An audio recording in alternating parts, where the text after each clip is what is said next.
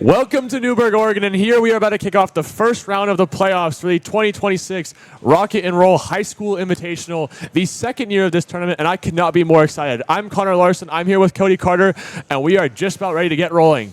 Yeah, we're just about to get into our first series of the day between Willamette Connections Academy and Tualatin High School.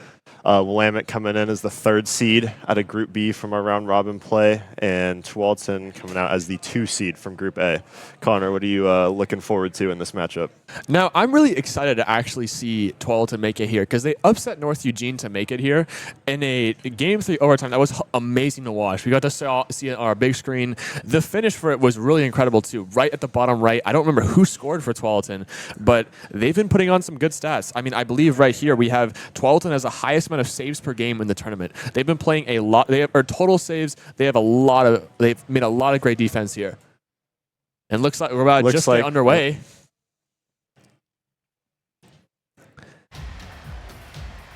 And here we are. It's time to kick off the playoffs. Tualatin and Willamette Connections Academy. The Timberwolves versus the Wild.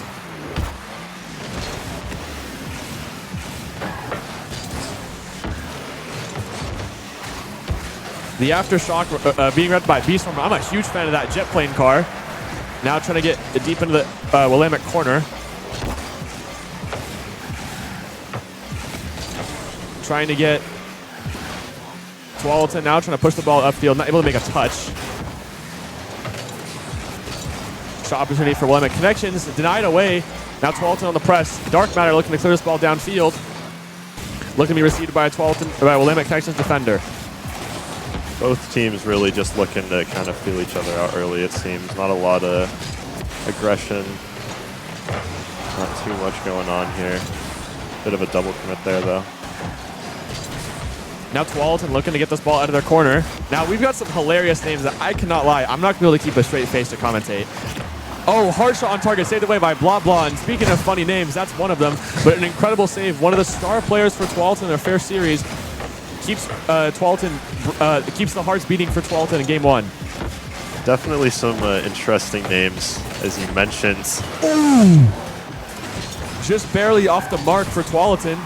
And now Willamette Connections on a counterattack, looking to scoop that ball to the midfield. Great passing coming out to get this ball back into the Tualatin half. Willamette are actually, you mentioned the great passing from them there.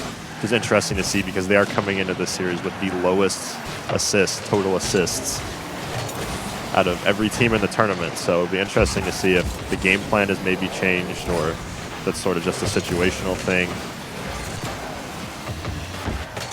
Now great play, shot opportunity for Tualatin. Comes off the backboard, it's a wide open net, and Blah Blah does it for Tualatin. And Tualatin is scoring the first goal of the playoffs here at the 2026 Rocket and Roll Bruin Invitational.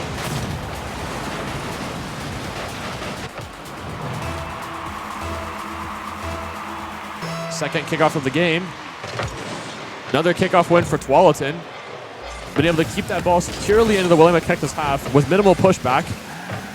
Now pitch across. That might go middle, but stopped away by Willamette Connections. Great play. Not able to get a stretch of possession. Oh, I see an opportunity for a shot on target. It's going to come on, but off target, backflip from Motion Visuals. That's a great play to send the ball back downfield. Now picked up by Willamette Connections again, taking it back to their half. How are they going to proceed to get this ball forward? Hard touch. Oh, look to make an air dribble go. Willamette Connections really trying to fight to get this ball back down into the 12 half and create some early pressure. Tualatin have done a really great job just controlling the ball here early, forcing out a lot of double commits on the side of Willamette. We see another breakaway chance here for that guy to really get something going, but it will be cleared away pretty easily.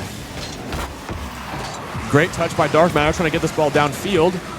Now everybody's scrambling into the Willamette Connections corner. High touch out center. Will Tualatin or Willamette be the first to get to it? It's a dead 50, runs straight across the midfield. That was zinging across the map. Now Wilka AK trying to get that ball upfield, and Motion Visuals to pick it up.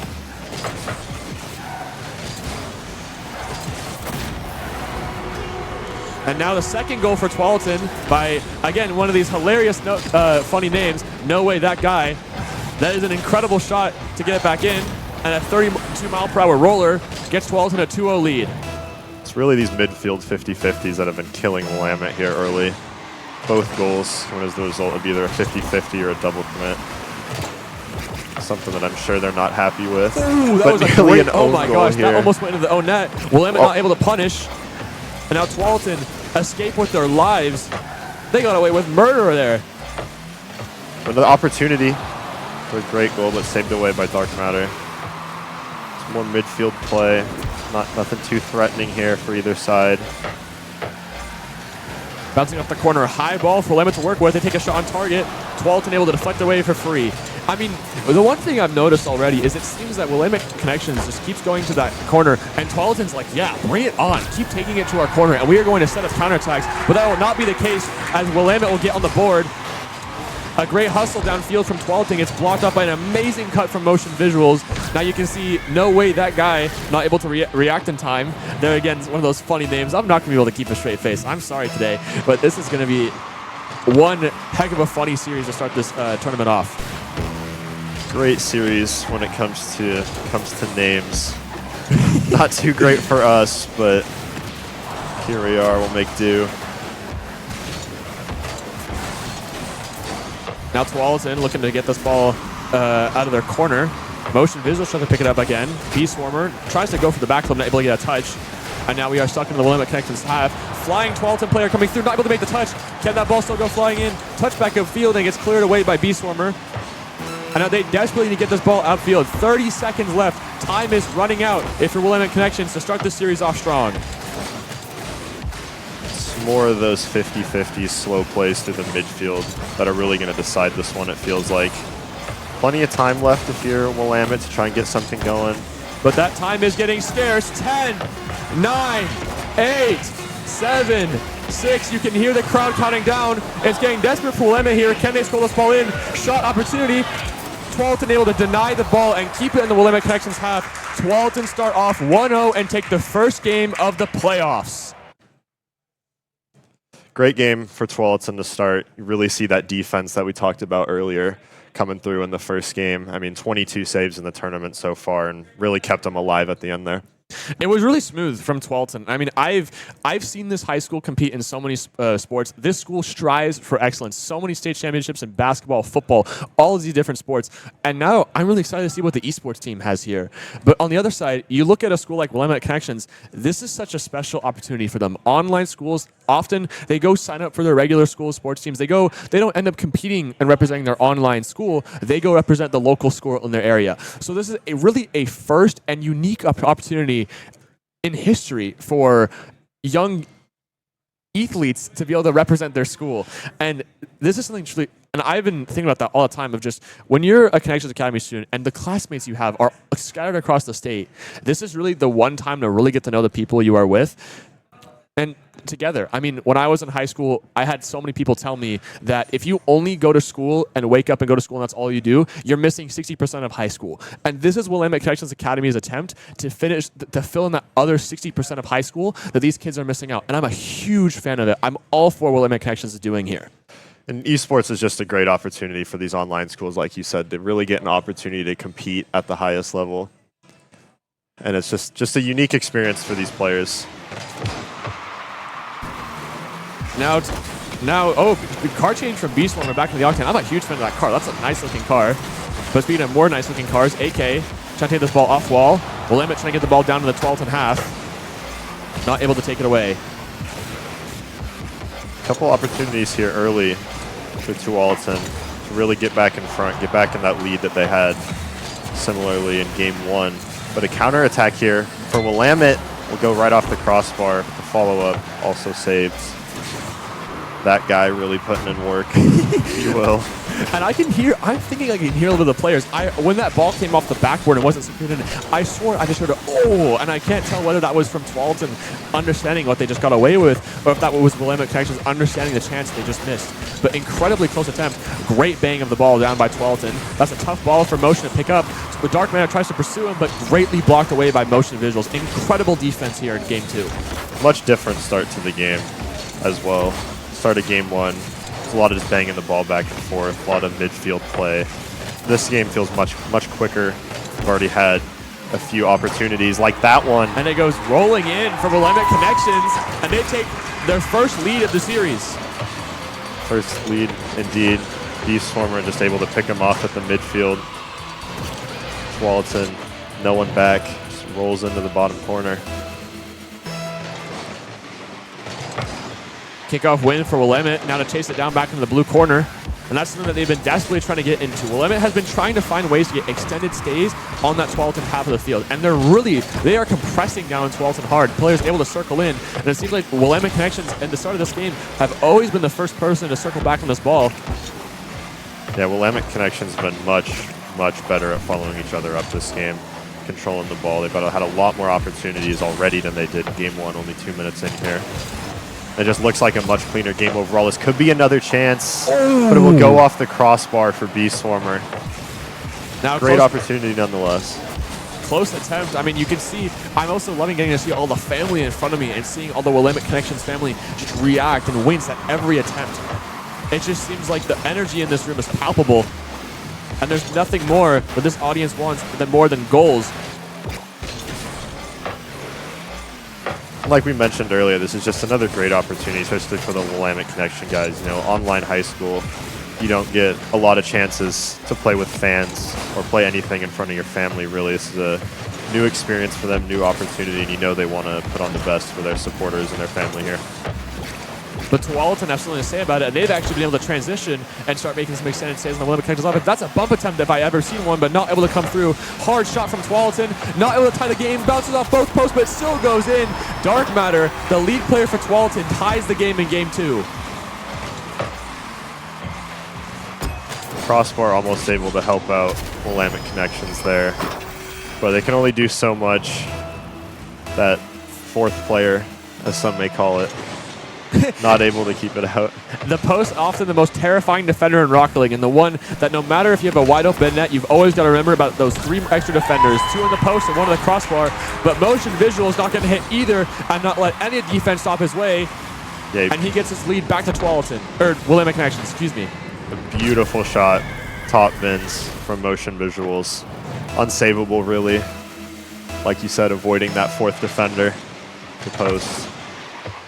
Ooh, it's going to slide in for Tualatin. Tualatin easily tied the game. What happened here for Willamette Connections?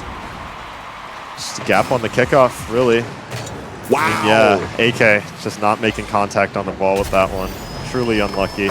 Those speed flip tutorials are paying off for Dark Matter, and that's a clear sign of why you practice that skill, as it seems like Wilka AK didn't go for a speed flip, and that's why that Dark Matter was able to get a completely clean beat to the ball and tie the game with ease for Tualatin. Yeah, kickoff, such an important part of the game. Something like that can really just fully change the momentum. As we see here, it's going to be another breakaway change. Oh, not able to get it. Can still go in for Tualatin. No, it saved away. Willamette Connections get away with murder, and they can send this ball straight downfield. That's a great shot on target, but denied away by Dark Matter. Dark Matter making up for his previous mistake. The Beastswarmer really seeming to have woken up this game. Maybe taking the first game as a bit of a warm-up, but he is playing some great Rocket League in game number 2. A lot of offensive chances, but that doesn't matter when that guy has control of the ball. It's a great fake from Dark Matter to leave it for his teammate, and that guy puts a great shot into the bottom right corner. The man driving the Stocktain is going to be the man to get Tualatin the lead here and score the 3rd goal for Tualatin. High scoring for both teams, and have been staying incredibly close. What a great way to start these playoffs. Yeah, much more high-scoring game here in Game 2. Like we mentioned at the beginning, it's been a lot more fast-paced, a lot more offense. Teams really settling in, getting comfortable with their opponents and also with each other. Sometimes it takes a couple games, takes a few minutes to really warm up with your teammates, and I feel like both of these teams have felt much more comfortable on the field here in game number 2. Ball circling back downfield. Willamette Connections trying to press back into the Tualatin half, not able to do it. Touch for Beastswarmer, not able to go through. Team bump from Tualatin to create way for Willamette. And now Willamette trying to drive this ball back into the corner. Great ground play. That was smooth. Very smooth again. A lot more controlled by both teams here. It's a lot more offense in general. Great touch by Willamette Connections. Looking to get that ball downfield. Beastswarmer not really get the touch. Can that guy get the ball cleared outfield? I can't stop laughing at that gamer tag. but nobody is here is laughing at the skill that this player possesses. Incredible touch by Beastswarmer to get the ball back upfield. Yeah, more great play from Beastswarmer on the ball. I've been very impressed with what he's been able to do this game, both on and off the ball, setting up opportunities like this, but it will be saved away for now.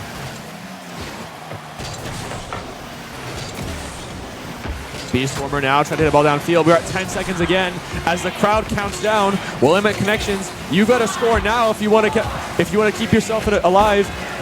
Yeah, they need a miracle here, but it's actually going to be a fourth for Tualatin. Dark Matter puts in the double off the ground. A great shot indeed. Dark Matter really coming alive this game. Great game from him. Tualatin is setting a standard for excellence. And looking at Willamette Connections, there is so much potential here. I mean, that was only, realistically, that goal was scored at 0 seconds. That was realistically a 1-goal game, and the same for the game before. And I know Willamette Connections is a capable team. I played against them in high school. They were the state championship runners-up in 2024. This team has proven they can succeed, and they have been able to prove themselves in the past. Can they show at this Invitational and take a game off Tualatin here? We know they're capable. We know they have the history. It's just can they show up now? Can they show up in the playoffs here? I mean, they're on the edge of elimination. I would assume we're going to get a timeout from them, see what kind of adjustments we can make. And speaking of, we do have a timeout. Yeah, correct. So we do have a timeout. That's an extra 2 minutes on the clock for Willamette Connections, and actually for both teams. Both teams can use a timeout. I mean, we've got a pause for both teams either way. Both teams get a timeout, even if one team calls it. So we will have an extra 2 minutes added on. You might be used to watching the LCS where we do 1 minute. We give 2 minutes, give a little bit extra time just in case, we've got, if someone wants to use the bathroom, all these things. We try to account for some more things here. At George Fox, and we will have some extra time before we load into Sovereign Heights. Seems that we're waiting to pause. I'm pretty sure about to have a timeout. Timeout should still be in place. We've got some time to take down from that. Going into the way that, looking at Willamette Connections group, now Willamette Connections played West Lynn and Sherwood High School. This entire bracket for Willamette Connections has been 6A schools with schools that are in the enrollments that are, I believe, are all greater than 1,500. They have played juggernaut schools, and they have played Tualatin the closest. They have gotten better after each match they've played, after playing the Goliaths of Westland High School and Sherwood High School, who placed 8th into the Play vs Conference. I think they might still be in playoffs in Play versus Pacific. But again, Willamette knows what it's like to play these really capable schools, and they're slowly waking up. But the thing is, they don't have any more time. If they want to stay in the playoffs, they've got to wake up now, and they've got to string 3 really good games of Rock League together to bring this series back. They've been, yeah, like you said, they've been improving slowly throughout the tournament, but they don't have any more time. They've got to figure it out here. They've got the 2 minutes on the timeout, and they've really got to make the improvements here and now. And we know they're capable. They've played both these games close, like you said, a 0-second goal from Tualatin in the last game to make that seem a little bit more of a larger loss than it actually was. But first game, also another 1-goal game. We know they're more than capable of beating Tualatin. We know they can play them close. We know they're capable. But what kind of adjustments, Connor, would you like to see from Willamette if they want to play this one? I think Willamette is actually trying to put the ball in the pretty good spaces, and they're trying to get the ball into the midfield. Realistically, the tick is, how can you break through Tualatin to get to the midfield? I think they've got to find something to disrupt Tualatin players, whether that be better play on the ball and sticking onto it for longer, maybe more individual play and trying to prolongate their time on the ball is the way for them to go here. However, at the same time, there's also so much room for demolition, and we cannot underestimate the utility of a demolition. Taking a player up for 3 seconds, and whatever plan they have, scrapped. They've got to figure out what to do here. And we are now resuming Game 3. Reverse sweep needed for Willamette Connections. Only one more for Tualatin to close this one out. Will Willamette make those adjustments in the timeout? Did they figure out what they need to do differently? Or is Tualatin just going to keep picking up the pace, keep being aggressive, and really just try and put them into the ground here in Game 3? And that's the golden star question, because Tualatin already have their foot to the throat of Willamette. Incredible midfield passing. The pressure's already dire for Tualatin. They're breaking down Willamette Connections quickly here in Game 3. Yeah, the pass is coming out. An opportunity here for a shot, actually. Would have been a goal if it was put on target. Unfortunately, a little high, but That ball's still still another floating. opportunity. Dark Matter will give Tualatin the lead here early. We are seeing a star performance from Dark Matter. I believe that is a, let's see, is he a junior? That is a junior from Tualatin. He's going to have 2 more years to lead the way for Tualatin. And when you look at a player as capable as him, Tualatin's got a really bright future ahead of him. I mean, look at the goals that Dark Matter is scoring. He's put in some absolute beauties here already through this series. The time left, but Beastformer, as I say that, puts in a beauty of his own. The redirect from the midfield. Just a beautiful shot over the top. Blah, blah. Not able to get that one. It's a great shot in a tie game here with 4 minutes left. I mean, that was an incredibly fast shot, too. Beastformer jumped yesterday for that ball. That was an incredibly clear beat. And Blabba didn't really have a chance to stop that. And he's looking to get some revenge as he drives this ball to the corner and gets back out to the superstar of Tualatin and Dark Wade. That's kind of the aggression we need to see from Willamette if they want to bring this one back. You know, you get down in a series, you get down early. They need to reverse sweep. They can't play scared.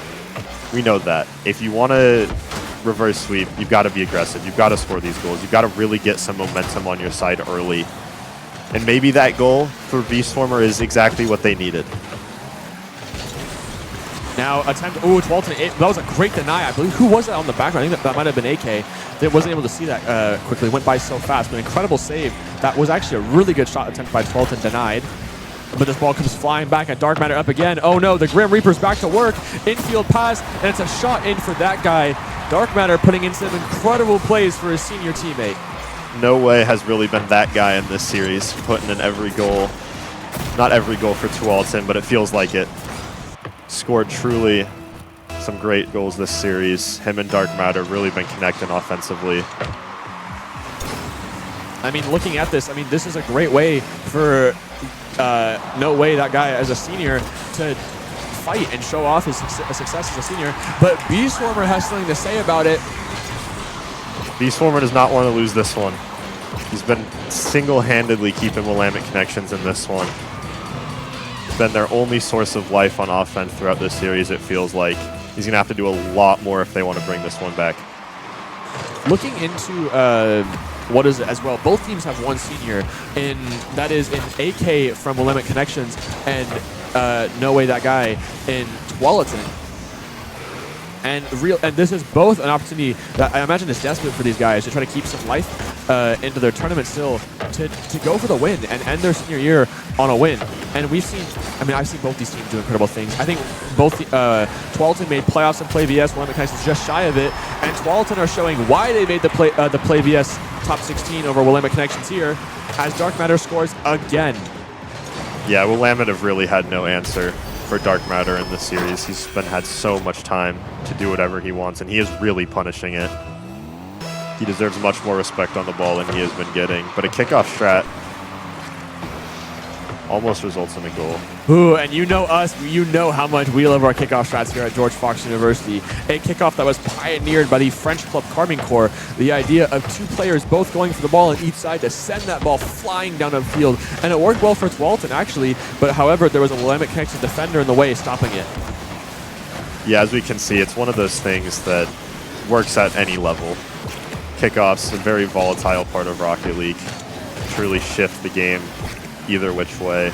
Those kickoff strats, like you said, pioneered by KC over in Europe, become such a big part of Rocket League the past few years. The impacts of one of the greatest French Rocket League clubs of all time is spreading around the world. It has come to Newburgh, Oregon to create some more dynamic plays. A crossbar shot, not able to go in for Tualatin, and now they're looking to pick the ball back up the wall. Great challenge from Vortex to deny the star player from Tualatin.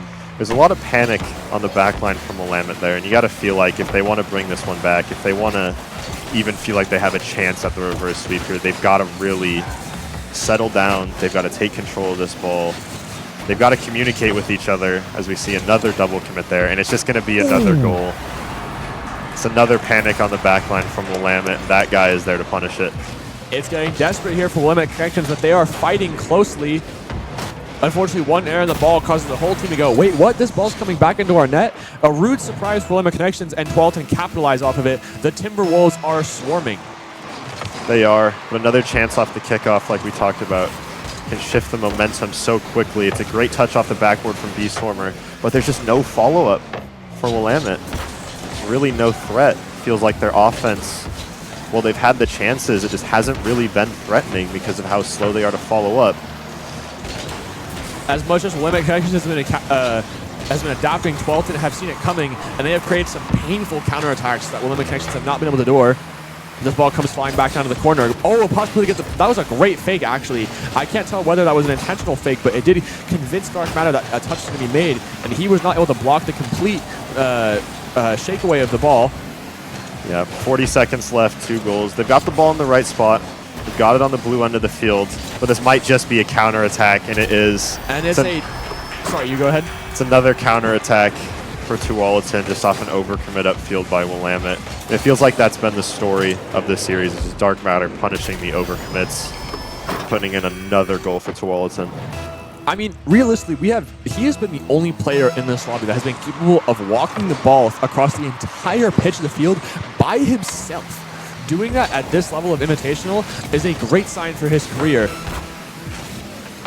He was Tualatin's leading scorer coming into the series, and it's evident why.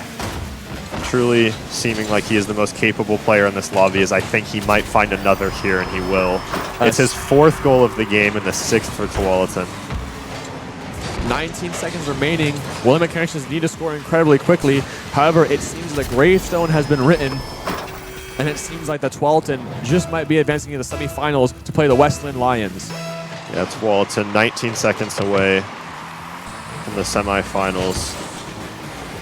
And unless Willamette can come up with some sort of miracle here to score 4 goals in the last 10 seconds. And it doesn't seem like that's going to be happening. Incredibly well fought by Willamette Connections, but Tualatin High School, the Timberwolves, sink their teeth into the wild and will move on to the semifinals.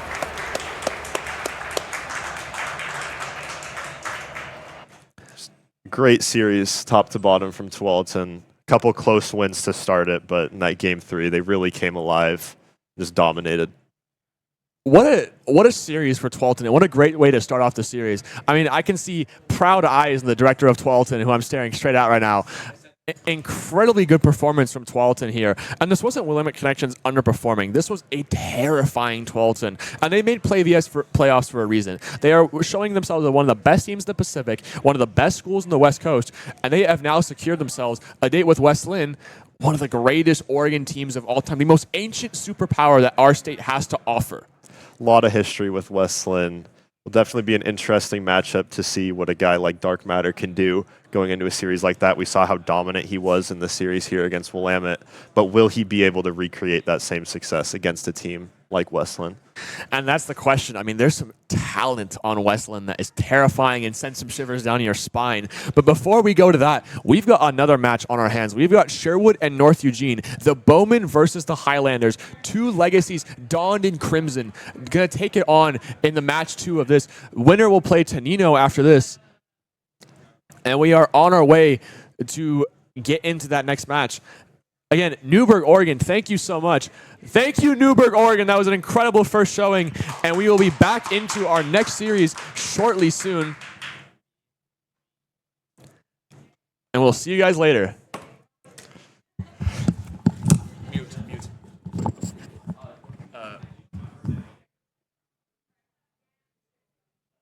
Hey, Sherwood, North Eugene, up next. That was not bad. Yeah, I cut you off a lot. That was it. That was not bad. I mean, it's our first time. We'll get you going when the lobby's up.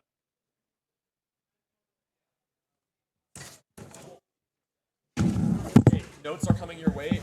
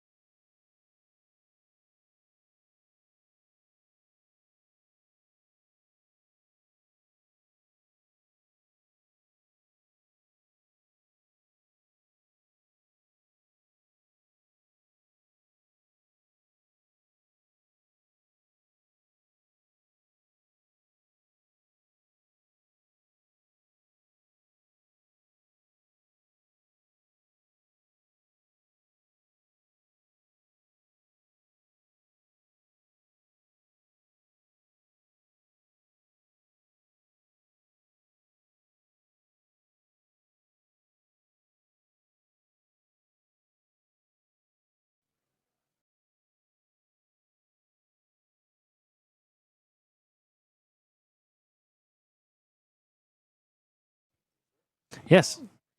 And I am Zektek, if you didn't know. We have North Eugene High School versus Sherwood High School, the Highlanders versus the Bowmen.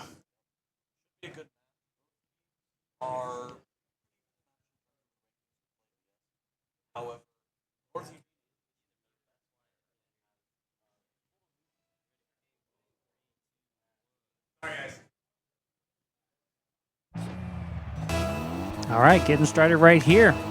Like you were talking about, North Eugene definitely doing some discrepancies here. Very high player, GC2, but a brand new player taken up as that third versus champs all across the board for Sherwood. So we're going to see if that high skill can bring up the rest of the team, or if a sort of general uniformity for Sherwood can really bring it together here. First shot, just playing it off the crossbar. Not going to go in. There it is. Rip City putting home the first one for Sherwood. The up and down there, cleared away, but the immediate follow-up. Great position there and patience to wait for that shot to come out.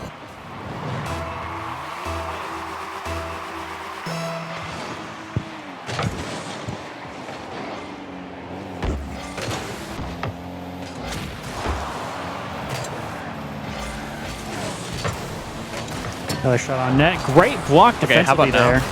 Fantastically done. Okay. In the corner of North Eugene here, looking to clear it out. A little awkward as Rip City's going to put it center. No follow-up there. The shot didn't quite come in, so now North Eugene just holding down the defensive line, trying to get this out of there. Half a shot does come in, but it's blocked away. Fantastic job there. More peppering the net, but nothing in quite yet. Rip City, though, will put it in after the third attempt. That's Rip's second goal already. That is their highest rated player at Champ 3, so maybe expect him to be doing most of the work, but it could be any of them. Now, it is great to have a player like that to rely on and know that they can always take that great shot, have the mechanics and the positioning. However, can North Eugene capitalize on the fact that the rest of the team is trying to keep up and put the ball on that player's head? They put some demos and aggressive play in there, but there it is. Ice Tech putting in the third goal for Sherwood. Defense for North Eugene a little struggling here in the first game. And I wonder if they're just not fully cohesive yet, especially with a new player coming in out of the blue. And they've had some time now, but it's probably still not up to par. 100%. Getting someone new onto the roster is a huge change-up. A third of your team completely changing. Got to figure out how you're talking to one another, how you're communicating the play style differences. But Hope here, we're going to put it home. The flip, reset, bottom right corner, North Eugene on the board. And Hope is known for their strong aerial game, so that is the kind of thing to expect from them. And also their highest rated player at GC2, so should carry them in theory. Beautiful placement on that shot. North Eugene really showing up here. Putting one on the board is great, cutting down that lead, but another attempt here. Rip City looking to put it in, doesn't quite get the shot, so Hope able to come back around, get the clear away, but the follow-up for Kraken is there. And that is the biggest thing we've seen for Sherwood so far, is that second man follow-up after the first attempt, clearing it back in after the initial clear. North Eugene have to watch out for that and get some good follow-ups on defense. Yeah, it looked like their third man might have accidentally turned upfield and just left the net completely open. Yeah, it is tough when you want to be aggressive and really get out of your half, but you got to make sure you got that control and that clarity first going forward before you leave the net. Something that Sherwood has capitalized on. Looking to, once again, pushing it into the North Eugene half near their net. But now some clearance here. Hope, again, a great striker, putting it on net, and it will go in. Hope, again, scoring for North Eugene. 2 on the board and cutting down the lead once again to 2. And Hope is kind of trying to single-handedly take North Eugene back into this game. We'll see if that will work, or if they can get maybe some team plays or anything else to get the other players involved as well. Just under 2 minutes passed in this game. Still plenty of time on the clock for this to go either direction. Very high scoring, so we'll see if any of these plays can last much longer than 30 seconds as Rip City puts in a beautiful double tap for the 5th goal for Sherwood. I saw that right before the goal, they got a demo on Hope, so I wonder if that's kind of their game plan to try and take out the best player. Yeah, the experience really can help the team, and taking away that experience, maybe the leader of a team can shut things down. So the other players have to step up here and really able to manage, sometimes maybe without that player, figure out how that 2-man synchronicity goes. But Rip City, once again, putting it in, and a hot start here in Game 1. And I think kind of just the cohesiveness is starting to show with how they're managing to pull away here. simply because they've been around together, they're all the same rank, and they know each other's playstyle well. Yeah, that knowledge of where a player is going to put the ball, how they're going to control it, contributes greatly to how you position and support that player. As we see here, a little try of teamwork here, trying to clink up. The shot is high, so counter-attack opportunity here. Hope trying to pull away a bump, a demo perhaps, trying to clear the net open, but the defense stands tall. Sherwood staying strong on the back end to prevent a third goal. Yeah, that was a nice attempt there, and an attempt at the musty by Hope, but it just was not quite good enough to get past the defense. As Hope going up again to try and get another shot. A little awkward there on the offense and the defense. Trying to figure it out here. A clearance. Hope able to keep that one out. Off the backboard it goes. A shot following up, and then it is open once again. So this follows that second man coverage that Rip City is absolutely just punishing them for not having. There's a little bit of a team bump there. Left Hope just a bit behind, and Sir Curtis a lot couldn't get back in time. All right, so just under half this game left to go. North Virginia, I think, really going to focus here on how they are going to shore up their defenses going into game 2.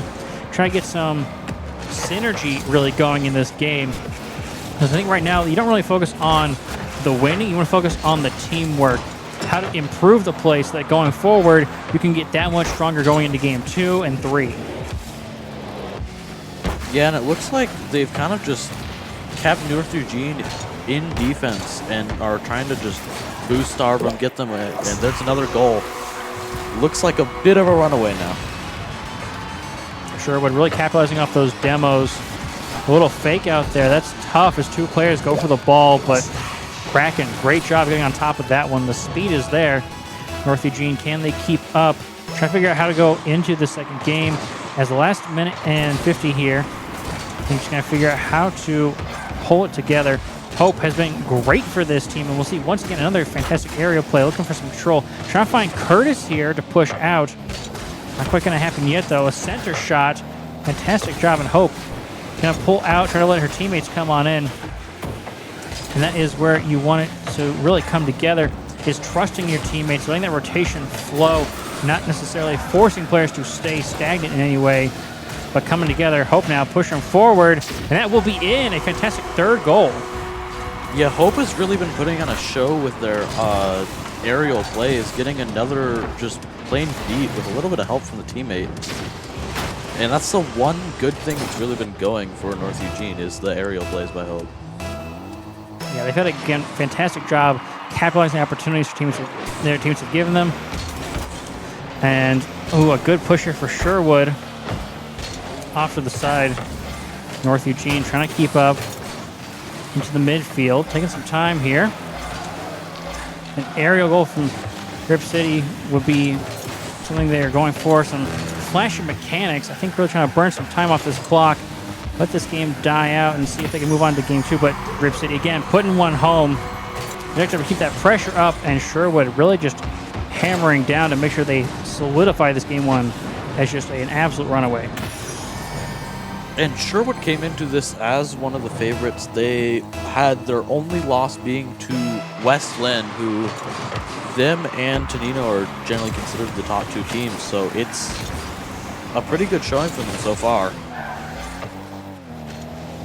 Rip City in the air again, looking for a teammate. The connection with Kraken, you're seeing it here, that teamwork, that ability to work together, knowing how each other is going to act. And beautiful connection there right in front of the goal. A little extra speed on top of that one, making it so hard to defend. And I wonder if you're North Eugene, if you even possibly consider taking the timeout even after game 1, simply because of how lopsided it's been.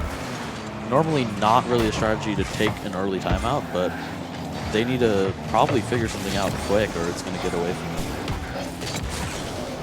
In this best of 5, if you let 2 games go, you only got 1 left to live. So that might be a great play, is calling that timeout after this game.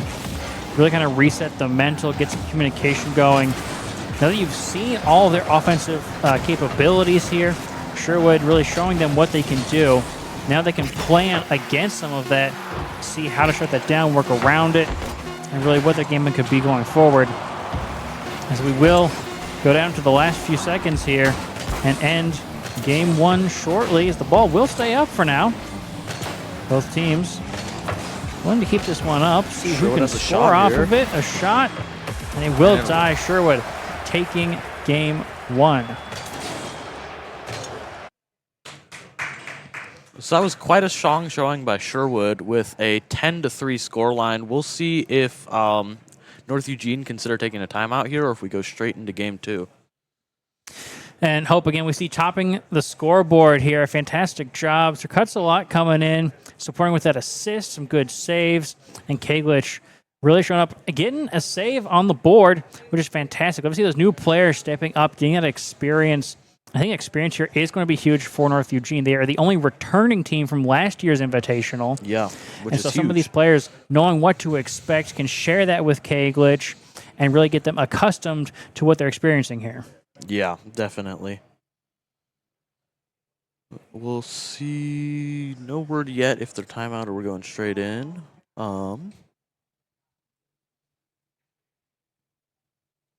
It does seem like we are going in without the timeout. Oh, we've got a pause. Okay, we're going And straight here in. we go. Game number 2. North Eugene has opted to not use the timeout just yet. You may feel like all that time while the ball was being scored was all they needed to really talk through it, possibly let them get rid of all their offensive pressure and power. And so now Sherwood may be feeling a little tired out. See if North Eugene can capitalize here as Rip City once again going up. A dangerous player here for North Eugene. Sherwood really want to use Rip City's offensive prowess, but right now the defense is standing strong, taking control of those boosts. Not letting plays develop too much. A little bit of space here to work with as Rip City's going to go up, but the defense is there. Great job by Sir Cuts-a-Lot to shut that one down as Kaglich can do a little fake out. A push here. And off the side, Kraken can't get the read off the sidewall, so up to Rip City to put the ball on net. Couldn't quite get it in. The follow-up, not quite there. Yeah, it looks like North Eugene has been keeping Sir Cuts-a-Lot, who I believe is the Plat 2, just in net and letting Hope kind of try and go for a solo play and having their new guy kind of just go bumps and whatever. Not a bad plan at all. Bumps and demos can be extremely helpful, disturbing the play, breaking down the rotations, and also getting the player used to the car and the control, not having to worry about all the bouncing of the ball, but being able to focus and see the opposing players as Rip City will redirect that one behind the defenders. Yeah, a lot better showing in Game 2 from North Eugene. It's 3:32 left in the game before they concede the first one, but that one was just a great play by Rip City. Fantastic job to be in position there. See the defense is going for it in that way. Get it around them. Really sort of those last minute changes in direction are huge, and why flip resets are so important at any level of gameplay when you're capable of them. The ability to change the direction of the ball at any moment really makes a person question and wonder where it's going to go, hesitate a bit longer, and break open opportunities. So again, that is just what they're using here to create some of these opportunities and make that ball go in. Yeah, I'm a little wondering if North Eugene's strategy is going to let them get any offense. Oh, and as another goal goes in for Sherwood. I don't know if it's working. That flip reset from Rip City, just getting it over the players, over to Ice Tech, who will put it in. Way less goals here, actually, in this second game by 3:20 on the clock. We'd already had 6 goals scored. Now that was reduced to 2. A huge improvement here. Love to see that from North Eugene, continually improving. So perhaps we will see the rest of this game go a little bit differently. Perhaps even Game 3 continue to improve for North Eugene as they refine their game plan and their synergy. I will say, if we just look at the team as a whole, this is kind of envelops high school Rocket League as a whole. A lot of times you'll have like a team with a GC, a Plat, and another player. Having 3 champs on the same team is actually pretty uncommon for high school esports. I agree. Quite the rarity for some of Scholastic esports, because you are regionally put together rather than finding players of a similar skill level or rank online. You do get these interesting mix-ups and matchups. So like you said, the fact that they are all champ, a unique situation, and Kraken placing them on bottom right corner, a fantastic goal and great placement. Yep. It looked like it might have been a bump on the back line too that opened it up there.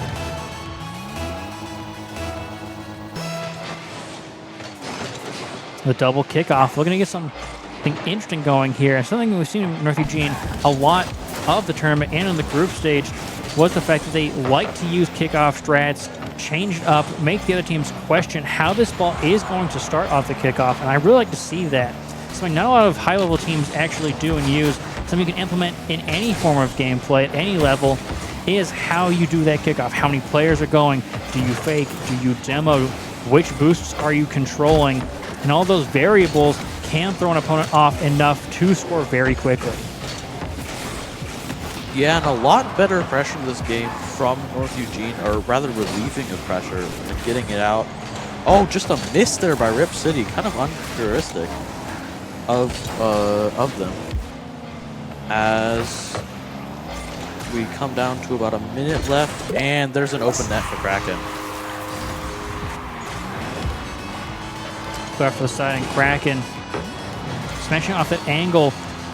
That partition where the wall meets the floor always has those awkward bounces. Very difficult to read for any player of any level.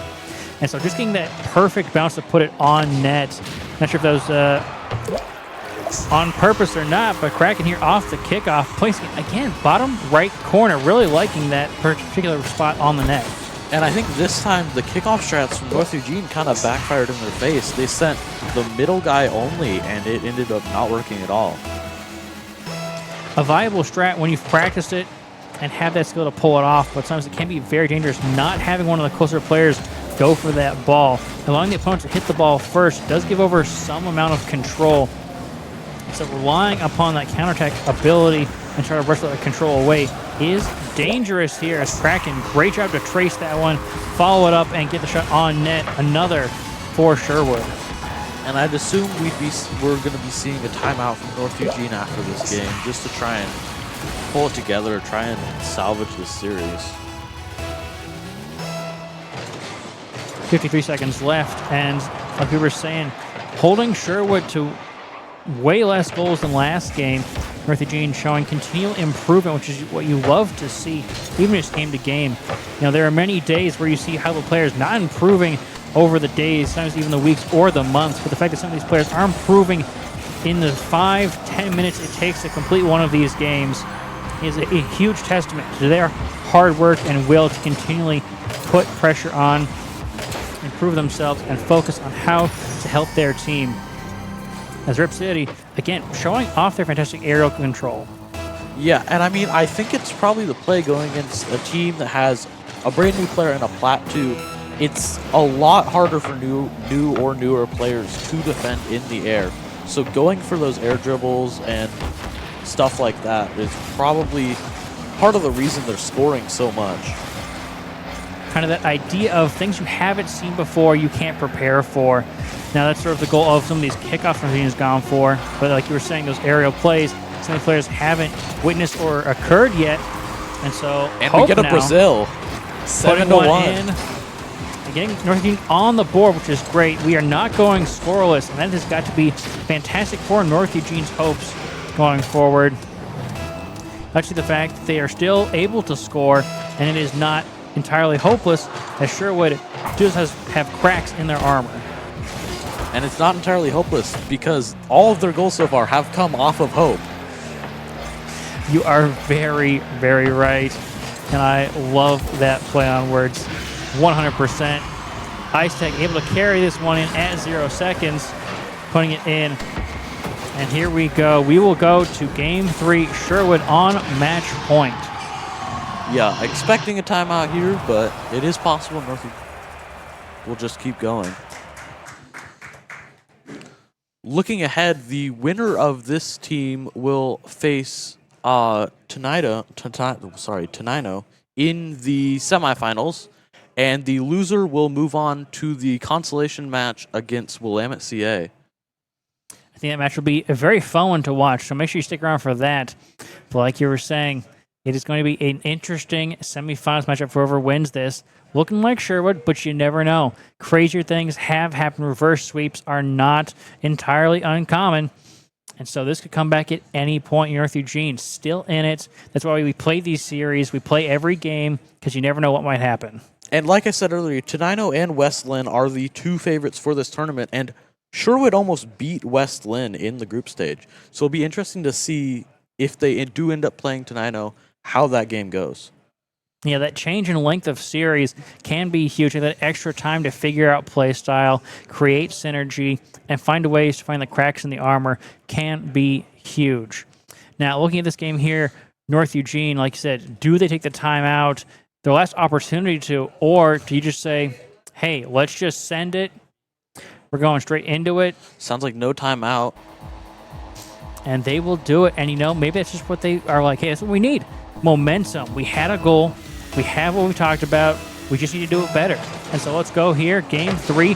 Bit of a card change as well for Hope, it looks like, in the Merc.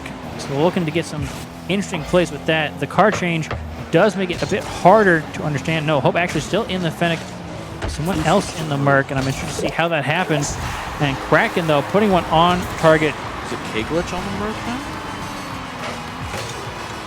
Try to find out here. Yes, K-Glitch on the Merc. And Sir Kurt's move too. Is that the Masumi? It does kind of look like it. So some card changes, trying to get some difference and something to really sort of shake the rust off the brain, put you in a new position, get the brain really flowing and think about what am I doing, not getting stuck in ruts. So I think that's great for North Eugene, changing it up. Yes, Sir Kurtzalot in a different car. I don't know if it's a Masumene. I believe it is one from a couple seasons ago. Is that the... But I could be wrong. Oh, what is that? Is that the Jaeger? It might be the Jaeger. Not entirely sure. Excellent question. Looks a little bit like a Lamborghini, but I do not believe it is one. Also, specifically for K-Glitch, the new player, trying out the Merc now after going with the Backfire originally. Maybe they just needed a hitbox to kind of get a better feel for it. Yeah, Rocket League players really known for that, having that affect them, how their car looks and plays. And Sherwood here, putting in a third goal, a reset to set it up, and a quick follow from Ice Tech to put it in. Fantastic job on the team right there again. Just the quick follow-ups are always there in Sherwood. Making sure they continue that into this game 3. And I wonder if they're sending K-Glitch on those bumps and demos, giving them a bigger, kind of bulkier hitbox in the Merc, maybe a better chance of landing those bumps and demos. It's an excellent thought. It may very well be what they need. It's Rip City, though, taking to the air. We're going to capitalize on their skill. The double commit, trying to find some sort of aerial pinch. Not going to happen. It's now Hope finding some space. They've got this ball with boost. They are challenged in the air here as Rip City now. Coming up, looking to find someone. Taking it slow as Hope turns around very quickly. Looking to follow this up. Speedy challenges. Needs to make it hard for Sherwood to get out of their half. Now, a huge clear here. Love to see that out of K-Glitch. Really going for it. Those hard hits. Something you really got to practice and work on. So great to see that they're doing that here in this third game. Yeah, and I believe that Hope is the only goal scorer for North Eugene in the series so far, coming off of a couple solo plays. So it'll be interesting to see if they can maybe get a goal with one of their other members off of a team play or something. Attempt here, just the soft touch from Rip City, enough to lift it over the defense, get it past them. And there were players there, but just that soft touch changed the direction just enough that they couldn't quite get a wheel on it. Sherwood up 4-0.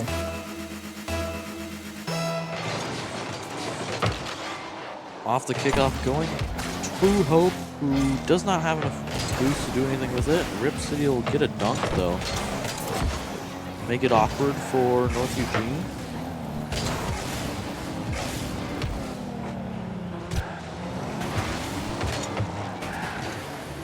You see Hope here. Boost, space, opportunity. I think a reset as well. Tries to go under, but can't quite make it. A quick cut from Kurtz. Tries to put it past the defense, but Sherwood standing strong. Great idea, though, from Kurt. Love to see the changeup. Those awkward pops and changes in speed can really throw players off. As Hope takes to the air. Didn't have enough boost to get back to the net. So now having to retreat to their own half. They'll take this ball here. Once again, North Eugene still sticking with the idea that some players will stay back or trying to feed Hope that ball. It's just not quite working out. Hope being shut down. And I think at this point, Sherwood have kind of realized that it's all hope or nothing for their, as another goal goes in for Rip City. And I think they've adapted to it, trying to challenge early and get Hope off the ball. Obviously, adaptation, something that's really crucial for a team to succeed in all situations, as the many different play styles you will come up against in all these different tournaments you may play. You have to be ready for anything. You see fast teams, slow teams, aggressive teams, defensive teams, and you have to be ready to adjust to any of those play styles and try to figure it out. And being, like you said, malleable and adjustable is just absolutely critical to being a successful team. North Eugene here also changing up the play style a little bit. Sir Kurtzlach going for some more things.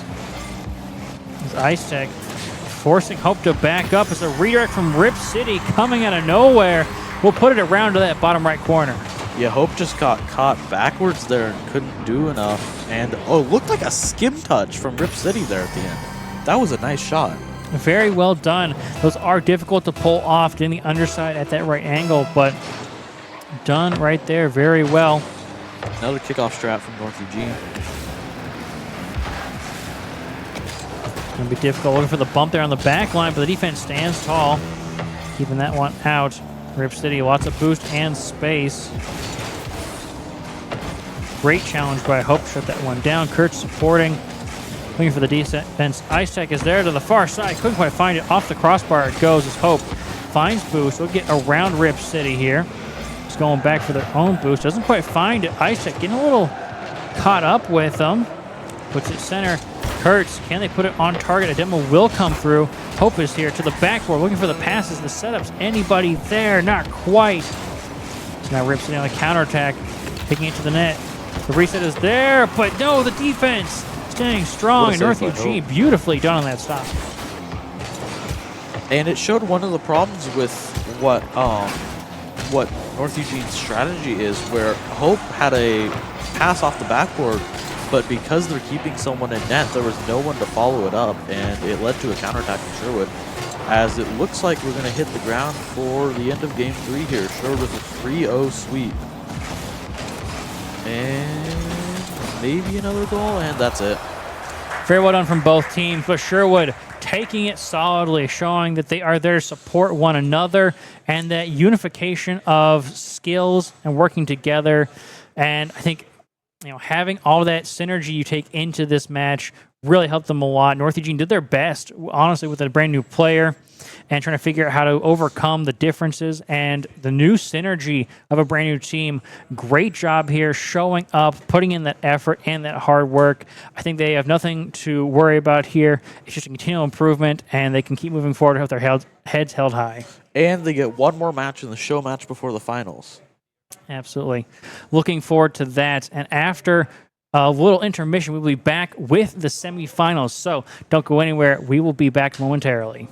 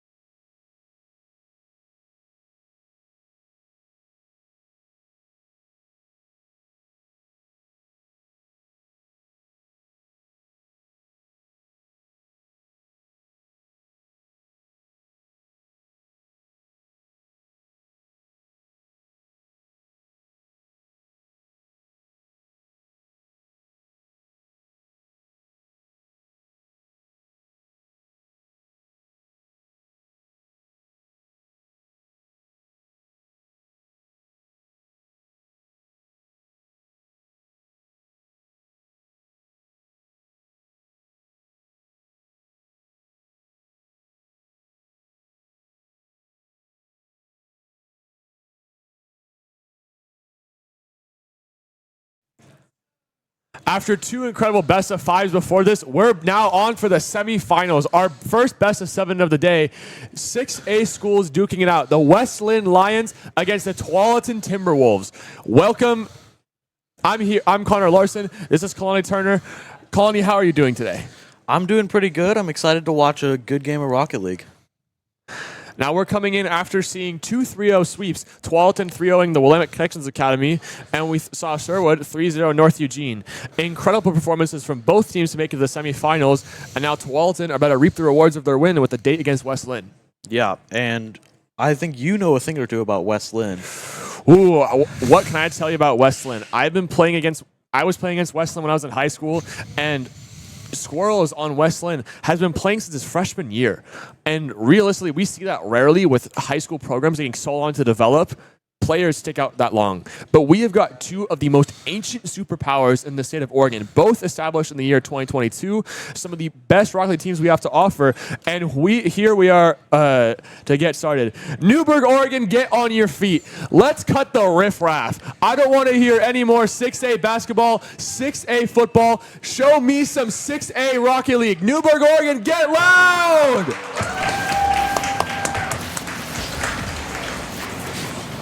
Opening pressure down into 12th side of the field. We got Sorba trying to pick the ball up. Back out to Kareem. Westland now possession. Ooh, that's dangerous. Flowing over the Westland net. 12th able to capitalize. The Timberwolves strike for...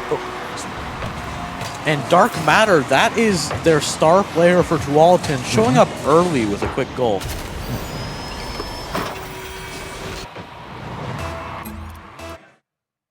Sounds like we have some technical issues going on. Do we need to pause? Oh, okay. We don't see the game.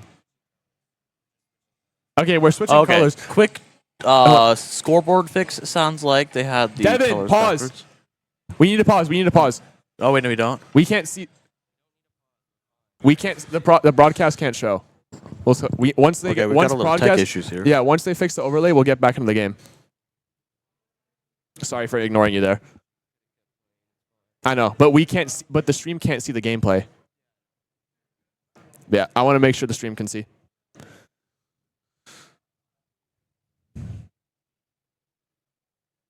Sorry about that. Talking about production. Now we are resuming. About to resume into our semifinal. All right, cutting back into gameplay, we can resume. Now we have Westland as green correctly and Tualatin as red. It was a little bit of a mistake on the production room, but we got to figure it out. Ooh, great cut for Westland. Might be a striking opportunity. Squirrel's able to get a piece of it. And now Dark Matter on the counterattack. We saw Dark Matter put up an incredible series against Limit Connections. Can he do it again to stop the Titans of the Westland Lions? And this might come down to Dark Matter versus Squirrels. Like, who will be the strong performer? And you are exactly right when you say that. I mean, when we talk about Squirrels, Squirrels is a player very capable of getting your school some hardware. He has brought back a bronze medal to Westland. And speaking of which, there he is. Opening goal for Westland, and we are now tie game incredibly early. A quick response from the Westland Lions. Something to bring up, Tualatin is currently the highest in the tournament in saves over the course of their games, but right there, they had no one back and it was just an open net. Incredible defense and high saves per game at the goal line. They've been showing they can defend at the clutch moments, and that really means that Westland, they're going to have to take the ball all the way to the end, and that's exactly what they will do. Squirrels gets Westland is second. And there he is, the man to watch for Westland. Squirrels with another goal already. A full team of seniors on the side of Westland. This is the swan song for all of their players, and they are not messing around. They are going to take it to this grand final by force. Touch off the backboard. Caught by Tualatin. Dark Matter to circle the ball back around. Can he score? No. Squirrels, the great save. If Squirrels did not get back in time, Dark Matter was certainly cutting around that ball and getting another goal for Tualatin to tie the game. Squirrels that are doing his best Diaz impression with a full field air dribble, but it is stopped early. Now we've seen plenty of Diaz, and now it's time to see plenty of Squirrels. Can he tuck this in? Off the backboard, space for Sorba. High shot off the crossbar. The shooting accuracy is inaccurate, and Tualatin will break away. And that was a great save, managing to stay up by no way that guy, but isn't going to get back to that one. Squirrels with a hat trick already in Game 3. grabbing this game by the throat. Squirrels refuses to be denied of his grand final appearance, and he will start off this game incredibly strong. Off the kickoff, pretty standard with a cheat. Demo by Squirrels, and Matter's going to take it off the wall. Not much able to do, though. Tualatin need to get their Magic Man, Dark Matter, back online, and they need to create some free opportunities, but the Lions are swarming. There is no space. The compression is growing, and Tualatin is not able to break out. Westland score again. Tualatin kind of just need to figure out how to stop this guy because he has been doing everything for Westland so far. One of the greatest players in Oregon high school Rocket League history, in his looking to finish off this year strong. Nothing is more important than getting a trophy back to his school. He's done that so many times and has so many medals around his neck, but now 2 series away from a grand final experience. And possibly a little breakaway there from Tualatin, but it was stopped early, and now they're on the back foot again. As Doc Sorbs in the center it. Squirrels with an open net, he missed. That might have just been open for him. Funny enough, that actually was on target. I thought the exact same thing as you, but I saw on the right-hand screen the epic save award, the Dark Matter, so that must have been going post and in, but that's not good enough to stop Dark Matter. You're going to need to do more. However, Westland has already found the back of the net 4 times. No doubt they'll do it again. Can they do it right now? Shot off the backboard, unable to be contested by double commit. Tualatin. A great save. It does get blocked out. Blah, blah, not able to make the touch. 2 Tualatin players scrambling. They're able to get this ball downfield, but at what cost? Resources are depleting, and although the ball is being moved forward, Westland is circling back into position. And Tualatin just kind of look out of sorts. They had a double commit. They've kind of just let up some easy goals here. We'll see if they can improve that moving forward. But outside of their initial goal, they've had little to no offensive pressure. And now the ball comes back into Tualatin. This is probably the first stretch of, oh, never mind. I thought we had some free possession for Tualatin, but Westland immediately circle back. They are cutting off every opportunity to breathe. There he is again. That's got to be, is that his 4th? Is that his 5th? I think he scored all 5. We might be approaching a double hat trick for Squirrels. An incredible way to start off the playoffs. And Tualatin, priority number 1 for them is finding out how to stop Squirrels. Maybe they do something like Sherwood did last game and just try and challenge early. Anything to get him off the ball because he seems to be just automatic. And I think you've got a point, but honestly, that might be easier said than done. The supporting cast behind Westland, so much ability to break down teams as a unit and finding ways to crush opportunities so effectively. That's something that Westland has always been good at. They can deny opportunities and slowly close down your options until you are left with one option left. And that option is to concede a goal. And it's kind of surprising because up to this point, Tualatin has been playing really well as... Oh, I thought they had an open net for a second. Squirrels is there again. I mean, you could just look. I mean, looking at the previous teams, the cadence that the Westland players just follow the ball up at, so many sequences of touches that just other players in this tournament have not been able to make. Westland are showing very well why they are the top team out of Group B. And 30 seconds left. It looks like they're going to close out Game 1. Squirrels might try and get that double hat trick, but besides that, they have put on a really strong performance so far. That is an incredible pinch by Sorba, and we will now start counting down. 10 seconds left. 8, 7, 6, 5. Time 4, running out. 3. Westland will start Game 1 of the playoffs with a bang. The Lions sink their claws into the Timberwolves. What a Game 1, especially from Squirrels. He had 765 points, all 5 goals on 8 shots. Now, I've gotten to talk with a lot of the kids of this tournament, and I've known Squirrels probably the longest out of a lot of these kids, and seeing the determination he has had, he has single-handedly brought this Westland program to the tournament. Westland have made so many different experiences in Rocket League, so many appearances in Rocket League, and all of that can be thanks to James and Squirrels. He's just one of the most determined individuals I've ever met, and seeing him get to this playoff, I know the determination that he has, and seeing the other teams that are around here, I can't imagine just as much of that fire of determination you see when you see how incredible Westland is, and you just go, man, I want to beat Westland. I want to take out this team. You want to take out the gatekeepers that are waiting in the semifinals like Westland and Tenino. But at the same time that fire and determination grows, the seeds of doubt stay planted in the minds of their enemies, and they will, just off of a fear factor alone, be able to get a head start in any series they play. And as we start game 2, I was going to ask you, you said you've played against Squirrels yourself. How was that experience? Ooh, very stubborn on the ball. One of the most annoying players to play against because he figures you out and sets up counters. Realistically, one of the most flexible teams in this tournament, in my opinion, is Westland. Their ability to change the way they play depending on their opponent is immaculate. And every time I played them, it got harder and harder. Scraping a win against Westland was like trying to dig a tunnel with a plastic spoon. It is impossible to get by Westland sometimes. And yet, did you manage to do it consistently, or was it a... Yes, but Westland have this really... I have been able to win, but Westland have this really cruel way of turning your own killer instinct against you.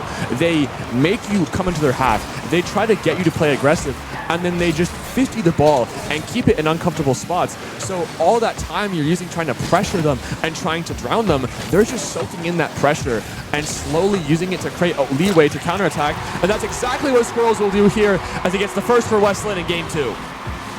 And this performance from Squirrels right now, 6 goals, has been phenomenal. Honestly, one of the questions I have for Twilton here is just how are you going to win a game by keeping the ball low and keeping it in tough to work with spots, which is generally the way you work when you play and punch up against teams that have higher mechanics than you, that have more, that have so much capability on the ball. In order to beat Westland, you have to play them at their own game. That's probably one of the scariest things about them. If you're trying to punch up to these ferocious lions in Westland, there's just in order to beat them, you have to step into their own jungle. And it's interesting to see because and right as I was about to talk to him, Dark Matter ties it back up. I was gonna say in the Willamette series, Dark Matter was phenomenal, and he's kind of been mostly quiet up until this point. And the Magic Man has come back alive again, and they're going to need more of what just happened in order to keep Tualatin in this series and competitive. A brutal sucker punch to the mouth for Tualatin, but now Tualatin will respond with picking up the ball as this comes off the wall. Limited resources to work with, but infield pass, can Tualatin cut it off? They will catch this ball on the ground as Westland circles to try to compress. And it looks like Tualatin are doing a lot better this game. It's still early, but they've gotten some offensive pressure right there. A fake by Blah Blah could have possibly been a shot.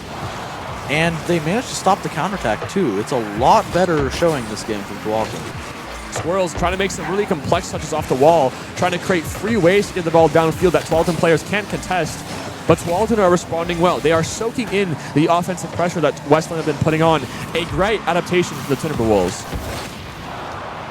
As that one's ricocheted toward net. A little awkward. Squirrels hits it high, though. The second shot is saved by Matter. That might have been not missed opportunity, but Squirrels is taking it right back at him. Flip reset, and what a save by Blah Blah. But it's going to be in from Doc Sorbs. The first non-Squirrels goal from Westland. There has been so many shots on target that haven't gone in or had a save. It is death by 1,000 cuts for Tualatin. They are not able to withstand just the variation of attack from Westland. Off the kickoff, and that's just going to be in. I mean, what happened here? It looks like it wasn't even necessarily a mistake. Are we going to get the camera angle to adjust? Squirrel's able to pull off of it. Both Tualatin players Blah Blah just missed. Ooh, it looks like they were trying to create a screenplay, trying to intentionally let Westland bring the ball back down to their half. But it looks like they were surprised at the touch that Squirrels ended up getting. And it rewards Westland with their third. And that's got to be devastating for Tualatin because they were playing close all game, and now all of a sudden they're down 2 goals to a Westland team that, frankly, has looked unstoppable. Realistically, if you're looking at this, that's another free look. That is such a crucial bump. If you can't beat them, delete them. Shove them out of the way and give yourself a free goal. A team bump for Tualatin clears the way, and another, I believe that was Sorba who cleared the way too, giving a free lane. That was Squirrels in the bump. I believe he got an assist on that one. I think he might have still a 100% goal participation rate because I believe he's gotten assists on both of Sorb's goals.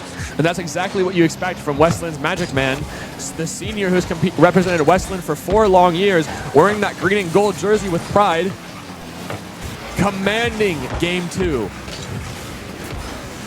Now let's see if Dark Matter can get started again. It looked like they had some momentum after they tied it up, but Westland just immediately came right back.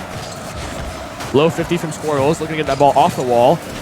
But an infield pass to Tualatin. But Westland beat Tualatin in their own game. They cut off that pass before a Tualatin player can even get a finger on it, and it comes flying back down. Now Westland looking to tighten the noose even further. Air dribble the ball off the wall. Flip reset potential. Can Squirrels do it? Just off the crossbar. Will it fall in? A complete miss the ball, but it will still be secured. Kareem will do the magic for Westland after Squirrels makes an incredible hustle to get this ball to bounce off the crossbar. Reminded me a little bit of an old goal from LCS where I believe it was Squishy set it up. I don't remember correctly, but it was just sitting there for like 30 seconds on the goal line and finally gets put in. Back at the Season 6 Las Vegas World Championship, and we've got some reminiscence of it here in Newburgh, Oregon, 8 years later, I believe. Tualatin now able to finally get the ball on the ground. That's been a rare occasion, but they send the ball hard downfield. Tualatin has got to control the ball if they want to stop Westland from throwing sucker punch after sucker punch. And at this point, Squirrels has to be in the lead for MVP of the tournament. He still has a 100% goal participation rate in this series. And realistically, Westland have not had to play a lot of defense too. Squirrels has been able to get so many accolades. A Brazil in Game 2. It is getting cruel here on DFH Stadium Day. And the first goal that Squirrels has not been a part of, just a kickoff goal for Dr. Sorbs. He is correct, Dr. Sorb. And I also like how Squirrels, that is very recent, by the way. Dr. Squirrels as well, adding that into the gamer tag. Wonder if we're going to get a Dr. Kareem and have the Westland Dr. Lions coming in. But Dark Matter trying to get this ball downfield. We are in garbage time. It seems like this series will be buried. Squirrels almost able to do it again. The Westland Lions are toying with their prey. Dark trying to get anything started. If Tual can just get another goal, maybe get some momentum going into Game 3, it would be a huge help to them. Just a reminder, this is now going to be, and another goal. Wow! As I was going to say, just a reminder, this is now a best of 7, so it is first to 4 wins rather than 3 in the previous round. And it looks like it's going to be a long series for Tualatin the way things are going. Oh boy, and I have to imagine a timeout or something has to be imminent here because it isn't impossible to take this team down. However, they are not having much success with how much power they're getting on a lot of their touches, where they're getting power, but not in a good way. They're sending the ball down to Westland instead of keeping it close to them. So any opportunity where they can circle on possession, and when Westland loosens their grip, Tualatin isn't able to scrape the ball up and make and push downfield on that attack. As the ball's going to drop down, Westland takes Game 2. And we have a timeout from Tualatin High School. The Timberwolves are going to take some extra time to figure this out. We will have 3 minutes total to wait for the next game. Looking back at this, I just can't imagine how other teams in the tournament, I can't imagine how Tenino and Sherwood feel when you're looking at this and you're just seeing the beatdown that a team that was clutch. Tualatin took a Game 3 win to make it to this side of the playoff bracket. And they are being rewarded with the Westland Lions. That is not a great prize to win, to get a Game 3 overtime win, and to go, okay, we now have to play the most terrifying school in the state of Oregon. Not a great way to go. And I see the Tenino team over there is kind of just laughing over there. Tenino. We will slowly get it right. We understand. That's we hear a lot of feedback. my first time messing it up. You've messed it up quite a bit. Listen, fair play. I will take all the criticism. I apologize. I give 1 free pass, I feel like. However, the Tenino team. Westland fans in the building, how are you feeling? Westland looking to rally here in Game 3. Still plenty of time to go on this timeout. They will not jump straight into this. But how about this? Do we have any opposition from Tualatin? Yeah! Tualatin looking to pick a fight still. They're not done yet. And as we're in this timeout, what would you be doing if you were on the Tualatin side right now, you think? If you're Tualatin, your first thought needs to be, how do we slow down the ball? Because the biggest issue is that West Lynn are getting crazy fast beats to the ball. They are the fastest team to the ball, and not only that, they are the beneficiary of a ping pong game of Rocket League. If Tualatin wants to create some way, they need to find a way to keep the ball low and to be stubborn. This trying to take on West Lynn is a natural response. You feel the heat that a team like West Lynn comes at you with, and you think, okay, first thing to do, relieve pressure, push. However, the proper approach to playing a team like West Lynn is to slow the ball down, create illusions, make them think something is happening that is actually nowhere close to the truth of what you guys are coming up with. Make playing defense rocket science is the goal for Tualatin, and they need to do that by keeping the ball in controlled spots and finding some way to add additional pressure off the ball, creating extra passing options, spreading out on the field more, creating demolitions to create way to force West Lynn to have to recover. You've got to do something to make West Lynn feel uncomfortable because the Lions are in their jungle. The Timberwolves have come into too hot of a climate for them to be used to. The Timberwolves are not used to this kind of hot weather that the West Lynn Lions are giving to them. It reminds me a little bit of my time playing high school basketball, where our coach would emphasize you need to control the game speed and play at your own speed and don't let the other team speed you up, which is what West Lynn is doing here. They're speeding up the Timberwolves, and the Timberwolves aren't prepared for it. The Lions are ready to run the ball. This is something that we're used to. And honestly, now that I think about it, it's something different. You talked about my experience with West Lynn. This is something different. I'm not used to seeing West Lynn be able to play the ball this fast, but they are punching up, and we will see the response back here in Game 3. Yeah, we'll see if Tualatin has made any adjustments to stop West Lynn's attack. Oh, and Squirrels might have just saved that shot on accident. Squirrels looking to circle this ball back at field, though. Get it out midfield. Tualatin already deep in their half. Can they control this ball safely? Two West Lynn players commit straight to this ball, bouncing straight up in the sky. A West Lynn player already able to get it, but the foot race is won by Sorba, and the ball comes back into the Tualatin corner. Yeah, the problem was Dark Matter just had no boost going for that ball, and the other Tualatin members were back, so there was just not really any chance to get anything going. Now, that is a great observation, and looking at the boost totals, Tualatin did just end up picking up a bunch of boosts once they got on pressure, but for the moment that Tualatin was in defense, they were starving. There was at one point where I saw 0, 12, and 12 as the boost counts. The Wolves are not able to get enough boost to work with and to keep their pace going. And that's a big thing with playing fast in Rocket League, is it uses a lot of boost. So if you are not conservative with your boost as a whole, you can quickly find yourself with nothing in the tank. And that's exactly what's happening right now, too. I mean, it seems like anytime the teams get on a defense, their boost counts run dry. And West Lynn actually just picked up a bunch of boosts, right, as I said it. Just showing the eye. Ooh, Tualatin strike first again. And when you come to think of it, Tualatin has done an incredible job at scoring early in the games. West Lynn takes time to adapt and to figure out how to counter it. And Tualatin has kept up the pace and created confusion on the West Lynn defense. You have Kareem flying out of the way while you see Sorba and Squirrel stepping on each other's toes. And that creates a free lane for Tualatin to shoot through. Yeah, and Kareem actually got bumped off of that play, so that was a great team play, as I thought that might be open for a second for Matter, but it looks like West Lynn are safe for now. Kareem going backwards, actually getting a 50 off of it. That was actually a great improv after being stuck backwards, and there might be a shot opportunity, and it's in for Squirrels. Now, look at this at the goal line, too. You see the ball come flying back out. Not much choice. Dark Matter tries to circle back, but look at the prediction. That realistically, Blah Blah went flying for that ball, expecting that shot to come a lot faster. However, Squirrels didn't come in as quickly as expected, and that was really the ticket for West Lynn to score that goal. Was the pace was actually slower than expected. Tualatin were expecting West Lynn to come in faster, which again, the natural response when you play against a team that steps up the pace like West Lynn do. Yeah, West Lynn definitely seems to have mastered the art of pace. Whether that's going really fast and outpacing your opponents or just slowing it down and catching your opponents off guard. As that's really awkward for no way that guy, but a great save off of the half flip. Powerful shot for Squirrels. Can it get saved away? No, it can't. And Westland take the lead. It seems that in late game Rocket League, they always slowly take their command.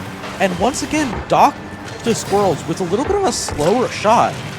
And it has been working. Just slowing up a little bit, tapping it in, and getting it right by.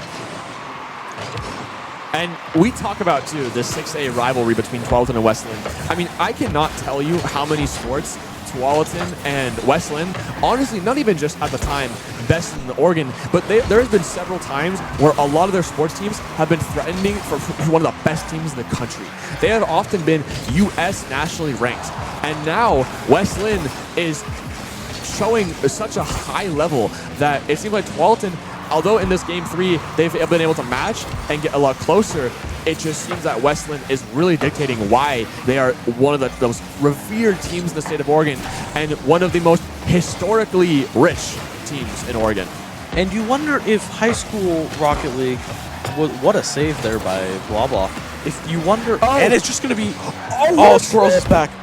I was going to say, if you wonder if high school Rocket League is a little bit more developed and there was an opportunity for nationals, if Westland would be able to go pretty far in that, because they're looking great so far. Westland will secure a third and support your argument. However, that is one of the most frustrating bumps to hit here. Every Rocket League player has faced this bump where you get hit and you really only get hit at like 2 miles an hour. However, that little touch is all it takes for your car to completely spin around and for all your momentum to disappear. It is one of the most infuriating ways to get taken off your track, and that's exactly what happened for that counterattack goal to go in.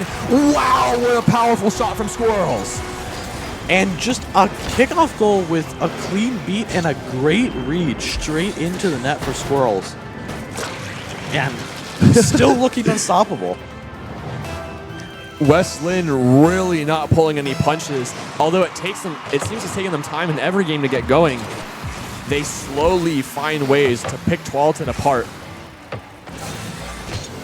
Now. Oh, you go ahead. I thought Tualatin had something going after the first goal, but Westland kind of just locked in and went back to doing their thing. And being completely honest, I don't think you were wrong. I think Tualatin figured something out, but I think that just goes testament to the speed that Westland adapts. Westland figures out teams they play against, not even communicating by words sometimes. There's just that universal telepathic understanding when you've been teammates for so long. I mean, these guys are all seniors. They've all been to school with each other for 4 years. Just that slow understanding just creates for opportunities for words to not be spoken and for teams to still be figured out. And it seems like that's what's happening with Westland here. I don't even know how much rocket science is going into figuring out to stopping the Tualatin press early on in this game. Yeah, and I wonder if Tualatin had figured something out, but they just got caught up in the fact that they were playing Westland and they went back to their old habits. And that might be true as well. And realistically, it's hard figuring out what goes wrong when you play against powerful teams like this. It's kind of like how we've all experienced at some point of our Rocket League careers. When I started off playing Rocket League, I would go sign up for tournaments knowing that I would get absolutely obliterated. And I would get scored on 10 goals a game. And that's what got me to where I am now, and also where a lot of these players have gotten now, is sometimes it takes getting absolutely ripped apart to figure out what's going wrong. And Tualatin might not have an answer today. However, there are some juniors on this team, and they will be able to teach the younger generation that comes in and fills the shoes of this Tualatin varsity team how to take down the Westland Lions.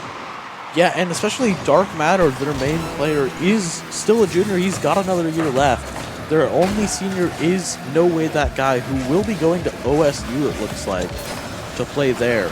So, sorry to interrupt, but now that I think about it, that might actually mean there's 2 Oregon State commits in this match. I'm not 100% sure on this. I think Squirrels has been not making a formal commitment to Oregon State University, but I think it is in his plans to attend the Oregon State University. So we might have two future Beavers here at 4, 3, 2, 1, and we will end this game off with a bang. Westland will secure a 6-1 victory, and the Lions are showing no mercy here in the semifinals. And Westland is now on match point. We'll see if they can close out in a clean sweep, or maybe Tualatin figures something out, but they're going to have to change something big. Now, realistically, you've got to remember something that I feel like we've all seen a fair bit of. We've all seen reverse sweeps before. We've all seen a team go up and watch that series slowly come away, and that feeling of frustration. There's nothing more real than winner's tilt, and that is when you go up and you settle down and you go, oh, we've got this in the back. What are we worrying about? This is free. And when you get lazy, you give that other team the freedom to start slowly crawling their way out of the grave that they've been dug in. And all of a sudden, one goal goes in. And that goal gets really hard to make back. And you go, wow, we just lost 1-0, and we went from scoring 7 goals a game, we didn't score a single time. What is going on? Why is this happening? And it goes again. You get scored on early in the next game, and you start going, why is this not working? And although words have not been said, the play style has changed because you guys have adjusted to being comfortable against this team. And that might just be what exactly Tualatin needs. For West Lynn to lower their guard and for West Lynn to think their prey has already fallen down to the ground. And realistically, when we transition to the next game, you might see exactly where I'm getting here. However, it seems that this Rocket League map in particular, Neo Tokyo, has a very rich history in disaster for American Rocket League players. And that might just be what exactly happens here. We might see something hilarious happen here in Game 4 for Tualatin to fight back. Yeah, keep an eye on the ball as it's in the corner it's currently in, and see if there's anyone who might accidentally miss a touch. But it doesn't look like West Lynn's getting complacent. They are still piling it on early. I mean, ball gets spilled out back outfield. Tualatin not able to counterattack. Sorba dishes the ball back out to James. That's an incredible back pass for Squirrels to rip it off the backboard and give a free lane for Sorba to shoot through, and he rockets it into the Neo Tokyo net. Yeah, you were talking about West Lynn possibly just letting up on accident, maybe tilting, and suddenly they're back in this, but it looks like they've got it under control. There's no big mistakes yet. They've gotten a goal already. And realistically, if they keep playing how they're playing, they have this in the bag. But West Lynn might fight back, and Sorba goes again. It just seems now every counterattack is just losing the amount of time that it prolongs for. And there's just so many awkward angles. I mean, you see, no way that guy, he doesn't really have anywhere to pivot. If he going directly backwards and jumping into the air, it's a really tough spot to work from. And West Lynn is just slowly forcing Tualatin into these really, really crappy situations where you just go, what am I supposed to do? There's nothing good I can do here except get scored on. And that's exactly what West Lynn have been doing this whole series. And it seems like already, although we are only a minute into the game, it almost seems like fate is already sealed. And you talked about winner's tilt, but there's also very much loser's tilt, where if you're on Tualatin, you've been getting destroyed in the first 3 games, and now it's already 2-0. There's kind of that sense of, well, it might be over. And again, it also sometimes happens where there's almost a sense of like, you get down 0-3, and you're just like, you know what? Screw it. I'm just going to start jumping for balls I would never go for. We're just going to start laughing, and we're going to do some crazy, wacky maneuvers and see where it gets. And I've seen teams do that here. We can't really get an ear on what the Tualatin players are saying. We can't really hear them much through these noise-canceling headphones. There's no one back. Yeah, West Lynn not able to circle the ball midfield. Dark Matter, wow, great clear to send that ball down after the green half. Yeah, all 3 Tualatin players were fully on the West Lynn side of the ball. They're lucky that one wasn't able to go network, but it looks like they are kind of going full force for this. They will be thanking Dark Matter later on for getting the ball down the whole way of the pitch, beating down 2 of the most historically successful West Lynn players. Blah, blah, with the pogo off the wall, trying to circle back on this ball. Squirrels now trying to catch it low. Can he bring this ball back down to the Tualatin field? Yes, it can, but it's a midfield pass, but it's not received by Tualatin. West Lynn takes the ball instead, and just like always, it seems like every pass that Tualatin makes ends up being a pass to West Lynn in disguise, not able to get this ball for free. Yeah, and Tualatin has had chances, but there seems to always be a West Lynn third man there, just in the perfect spot to clear it away without any danger. And that's in for Squirrels. Wow. Another goal. I mean, there's pedal to the metal. I mean, we're going to be giving out some prizes for the stats, and it seems like that West Lynn were paying close attention to what happened with the Sherwood game. You know, Sherwood just played West Lynn in the group stage, and now Sherwood went and took on, I believe they took on North Eugene High School, yep. And Sherwood put on numbers in the absence of one of the star players for North Eugene, and took advantage to really get their stats nice and high. And it seems like now West Lynn are going to do everything they can to fight for goals and assists per games awards. It seems like Squirrels is going to be in great contention for that. Yeah, I would be interested to see Squirrels' total goal totals for this game. I haven't been paying too much attention, but he's probably got maybe even like 20 at this point.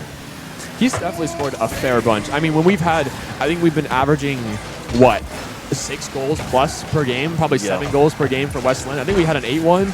I don't know what game 1 was. I know we had a 6-1 the last game. I mean, it's just been a dominant showing from West Lynn. Although West Lynn are slowing down the pace.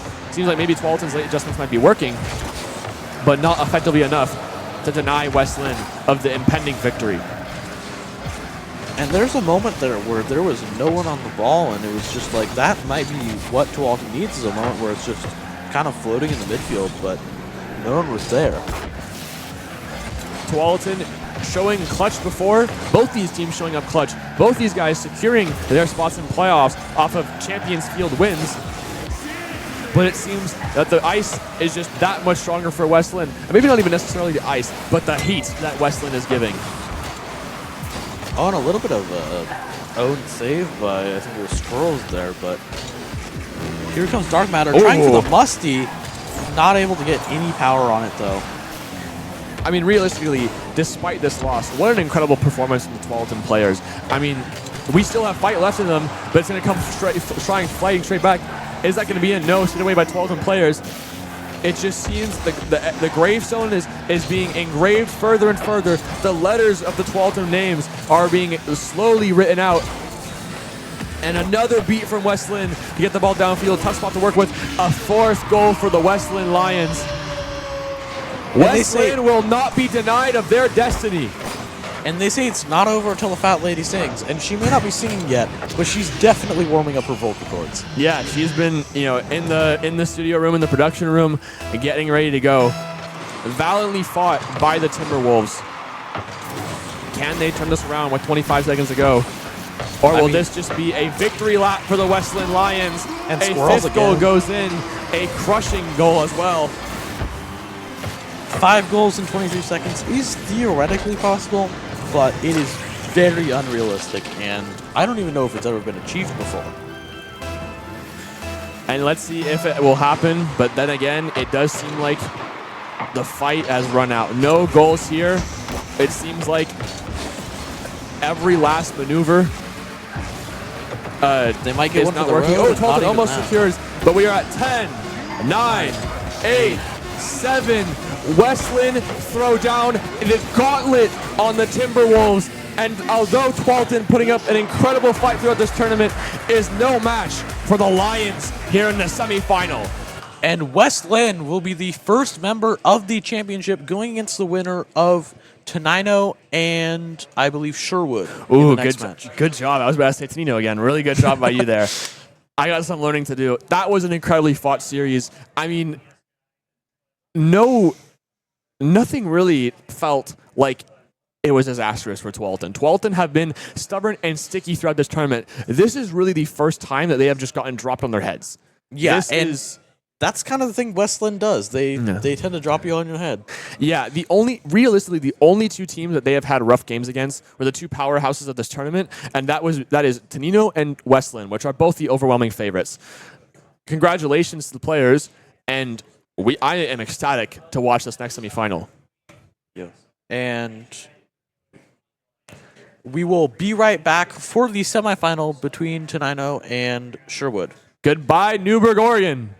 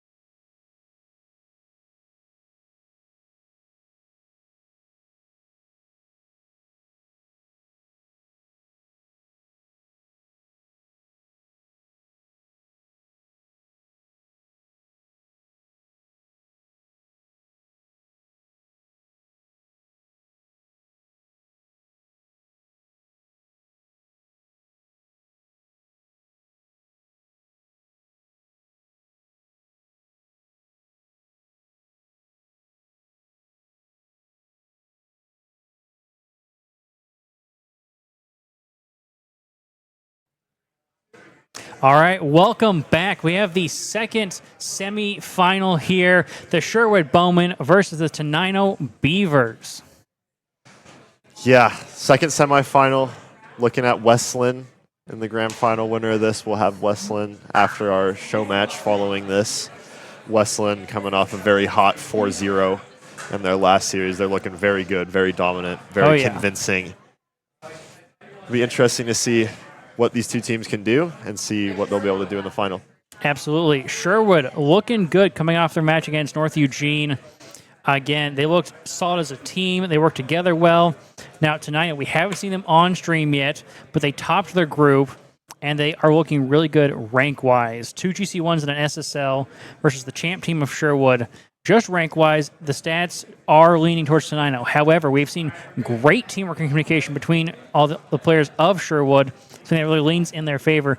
We'll see if that comes to a head here and how this really plays out. Yeah, on paper, definitely going to favor Tenino here. They have the #1 offense by far in the event so far. Coming into playoffs, leading the tournament in both in goals and assists. Not particularly close either, but as we get into game #1, we'll see if Sherwood can slow them down. Yeah, player to watch out for here is Shredder, the SSL. Gonna be real difficult against this team of Sherwood to stop, but we'll see how this comes together. A little bit of double commit here. Sherwood might be a little nervous if they know what they're going up against here, but they are keeping it in the midfield here. Some good teamwork and follow-up. I'm loving this pressure here. Despite the initial shots from Tenino, Sherwood keeping it together, getting some good clears here as Rip City rips it downfield. Yeah, no doubt Shredder being the player to watch in this series, being the SSL, like you said. Will Sherwood have a game plan for him? Are they focusing on him? Are they going to do anything different because of that, on paper gap that you would expect to see from a player of that caliber, of that rank? Or are they just going to try and play their game and hope that it works out in their favor? A big matchup here is going to be Rip City, the big player for Sherwood. Do they step up and match up? Ooh, Diamond Doggy looking to step up here and put on the first one on the board for Tenino. As we have everybody in the place cheering for Tenino. A lot of people here support them. That's fantastic. As Sherwood, who have some defense far down. Great job. But like I was saying, can Rip City step up to take on Shredder? Yeah, he had a great performance in the group stage. Sherwood nearly topped their group. Came out of Group B, #2 overall.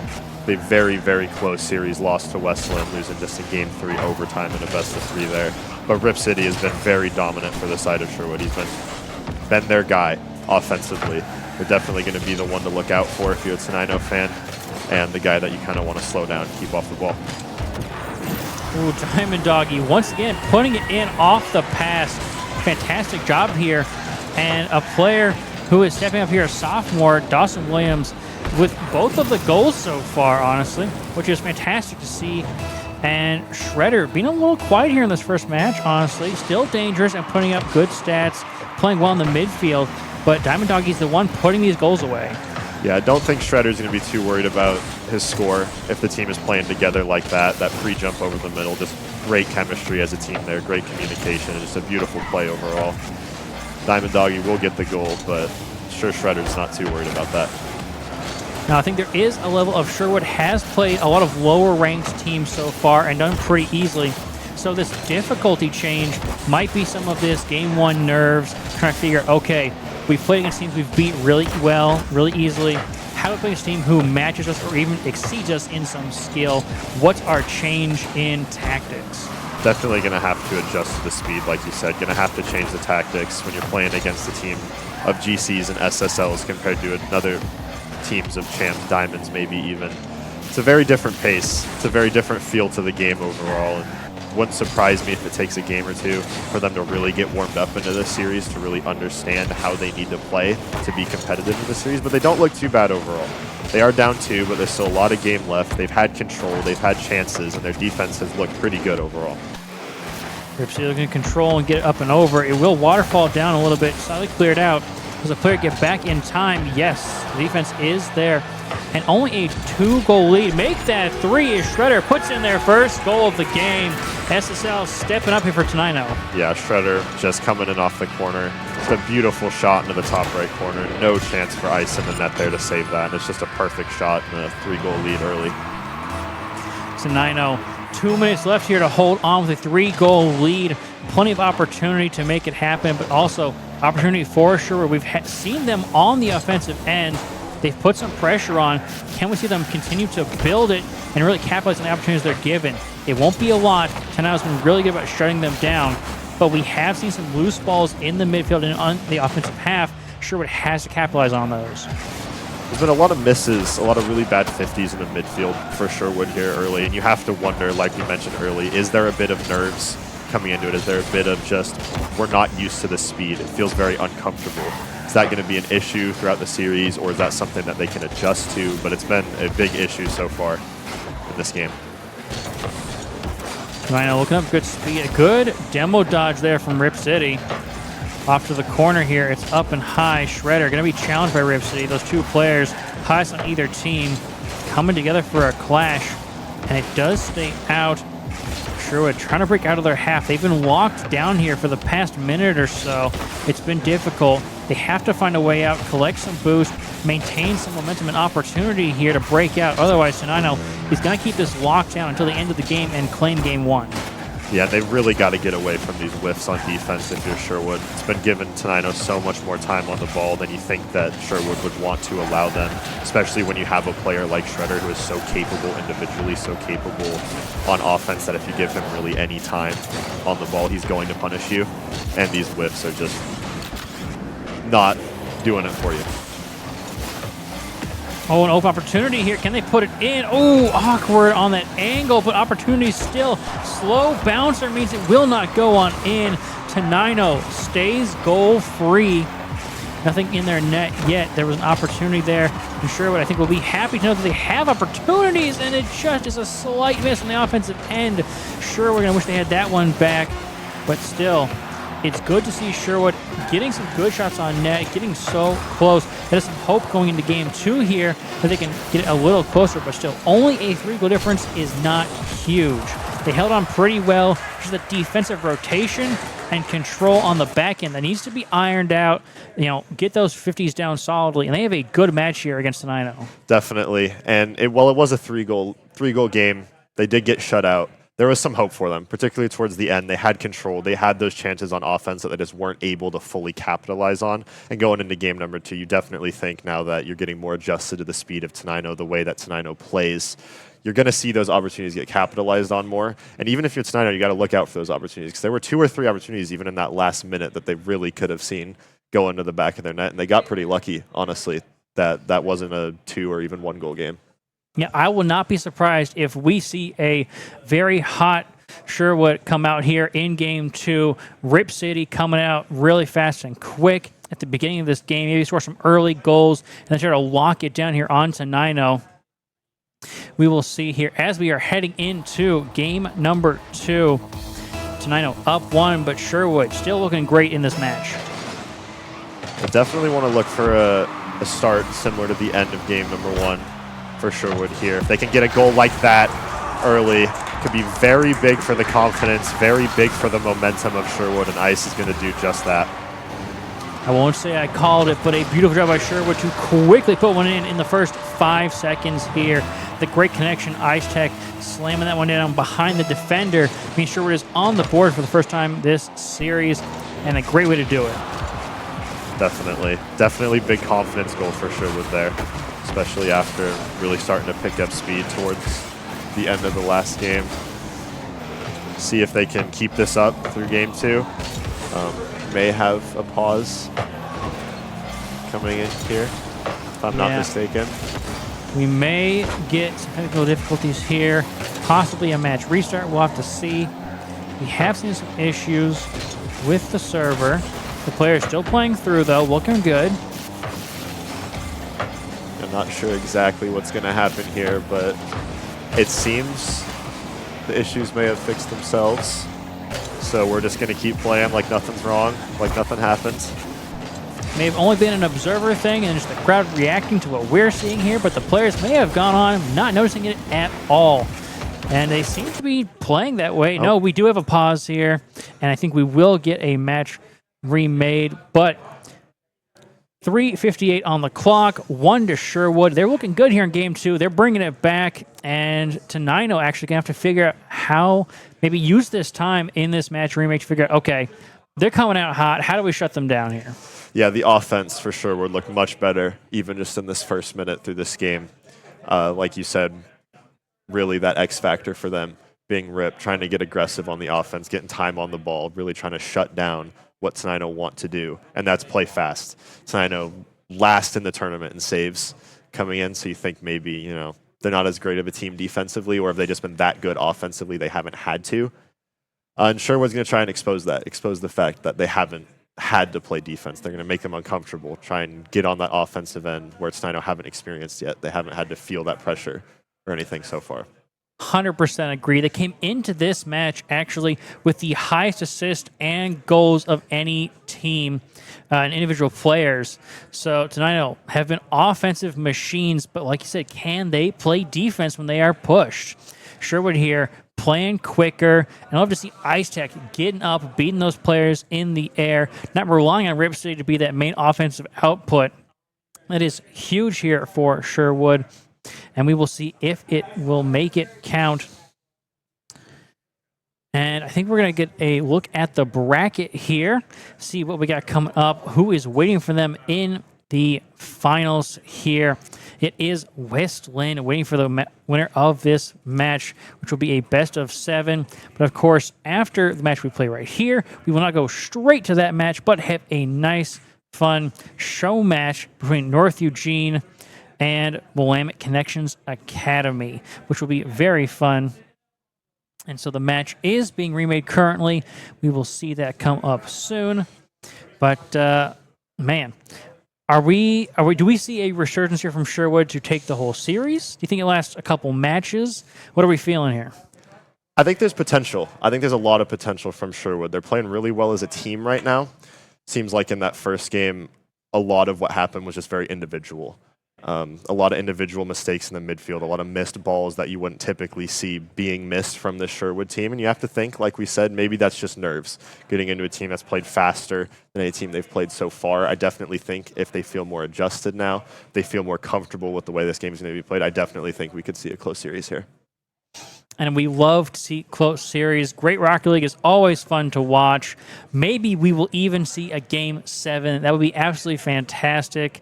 A fantastic show for the crowd here. A lot of people, of course, showing up for all of these teams, and you love to see the support for all these players. Yeah, totally. Would love to see a Game 7 here. Would love to see all the support from the fans, the friends, the family here for Tenino. A lot of support from Tenino here. These fans coming down from Washington to support their school, support their players, support their family. You really love to see that, especially in a space of high school esports that hasn't been fully capitalized on yet. Yeah, love to see the growth here in the scholastic esports space, both in Oregon and in Washington. Teams coming from Eugene, coming from Salem, Albany, all across the state, as well as, like you said, from Washington. Tenino showing up and representing as the sole representative of Washington, and doing a fantastic job so far. Yeah, they've played great. Like we said, #1 in all offensive statistics so far. They've completely dominated every series they've played in. Really no stress for them.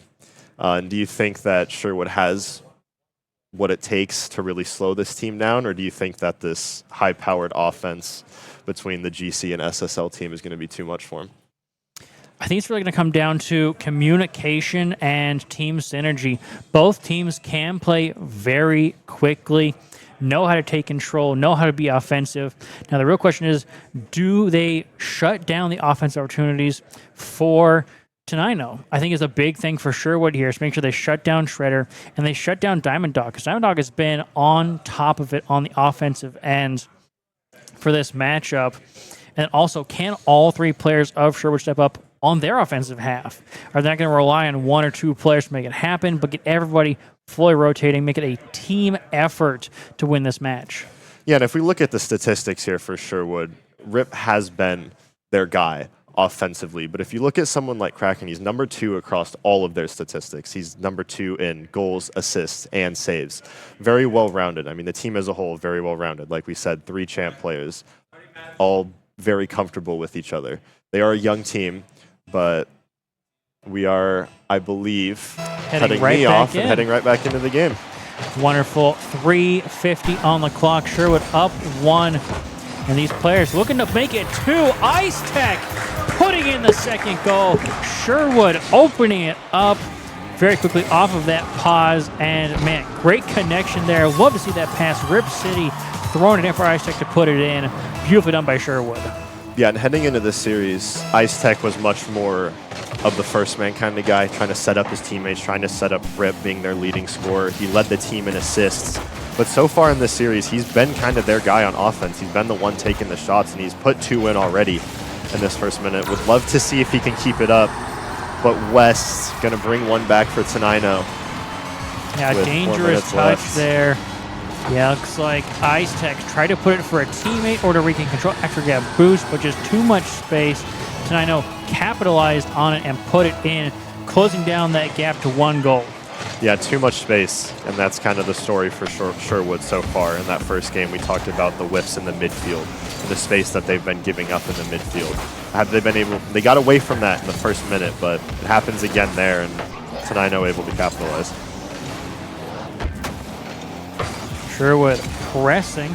We need to get some control here. Way to hand that off defensively. They are working together. You can see the communication is flowing.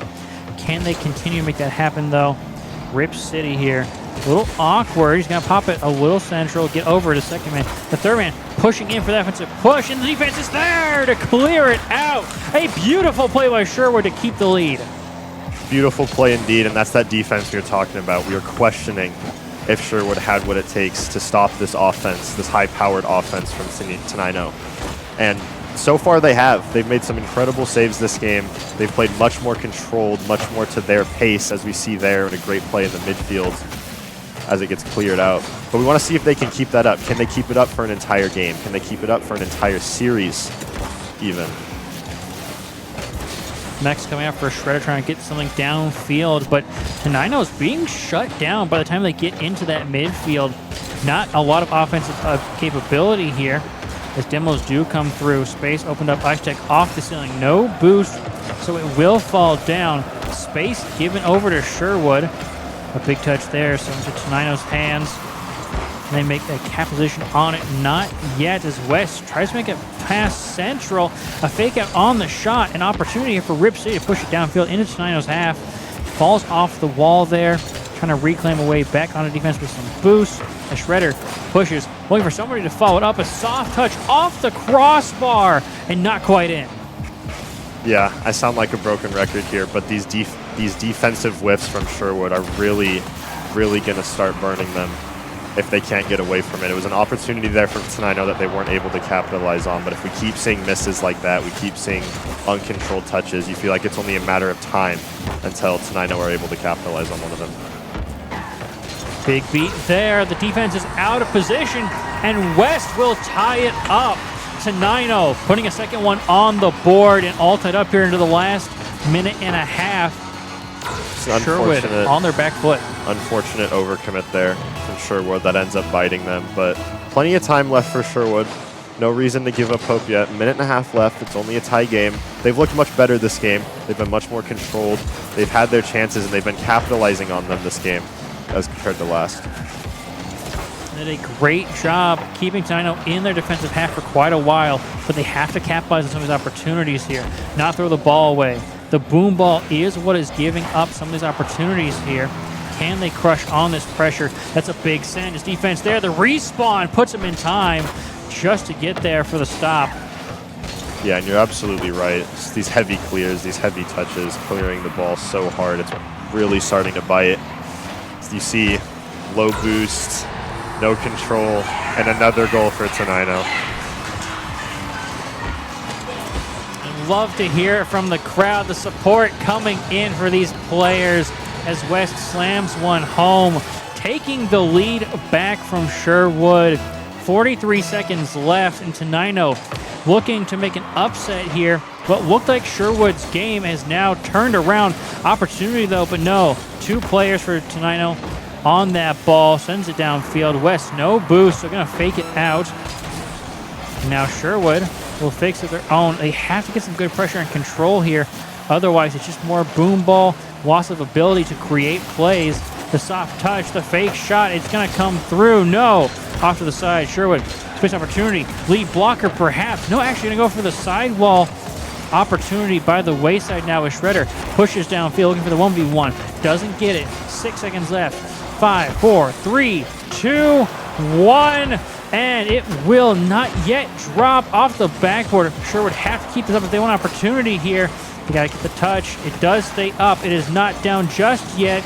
The bumps, it is up. Sherwood gonna drop it though as Tenino steal game 2. Indeed they do. Close one, a much better game from Sherwood, but you almost have to feel like it was a completely different team we saw from Sherwood in the second half of that game. So much less control, so many more heavy touches. They're just losing control on defense, and Tenino was really able to capitalize on them. Yeah, they came in hot off of that tech pause, but in the end, like you said, they dropped the control. They weren't finding one another. They weren't communicating as well. It seemed like there's an opportunity there for a lead blocker play to open that net wide open with the one-man back, but instead they go for some sidewall play. They take the ball off each other, and it just doesn't come through. Sherwood have to work a little bit tighter as a team and control this ball with pace, because Tenino, they are finding those opportunities at soft touches. They're changing the pace up and throwing Sherwood off where they then get in each other's ways and lose possession. Yeah, but you still have to feel like Sherwood are improving slowly. We saw at the first half of that game what they're really capable of. We saw them take a 2-goal lead very early, and the control they had, the offense they had was really great. And we want to see if they can capitalize on that, if they can keep that consistent throughout the series, and just see if they can play to their potential. And it is that potential we have to see realized here. Sherwood, like you said, starting off really hot, taking no pause as they continue through the series. I will say after that last game, you knew what you needed to do. They had it worked out in the first half. They just have to keep sticking to it. And so I think that's why they're not taking a pause here. Should they lose another one, though, I think it is 100% you need to take that pause, recenter yourself, figure out what you need to do to take back control. Yeah, almost surely, if Sherwood lose this game, they will be taking their timeout. But you have to wonder if I don't know if Sherwood have an official coach here or if they're just self-coaching, but you have to wonder if the communication between games, oh my goodness, almost a goal from Tenino to start it.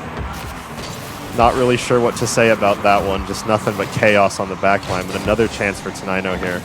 Shredder carries it downfield. Bit of a whiff at the midfield, but nothing too threatening on either side so far. Communication and left opportunities once again for Sherwood there.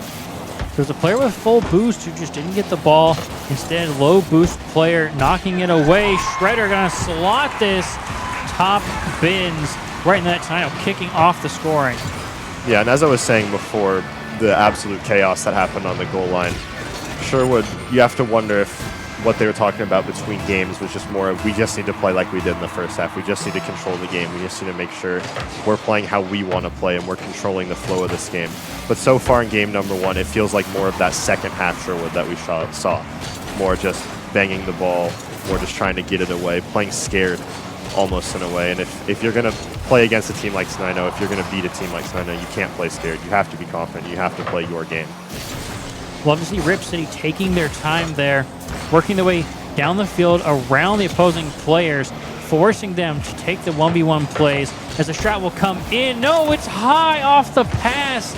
Opportunity by the wayside as it looks so good, but Sherwood so awkward there on that play. Couldn't quite find the angle.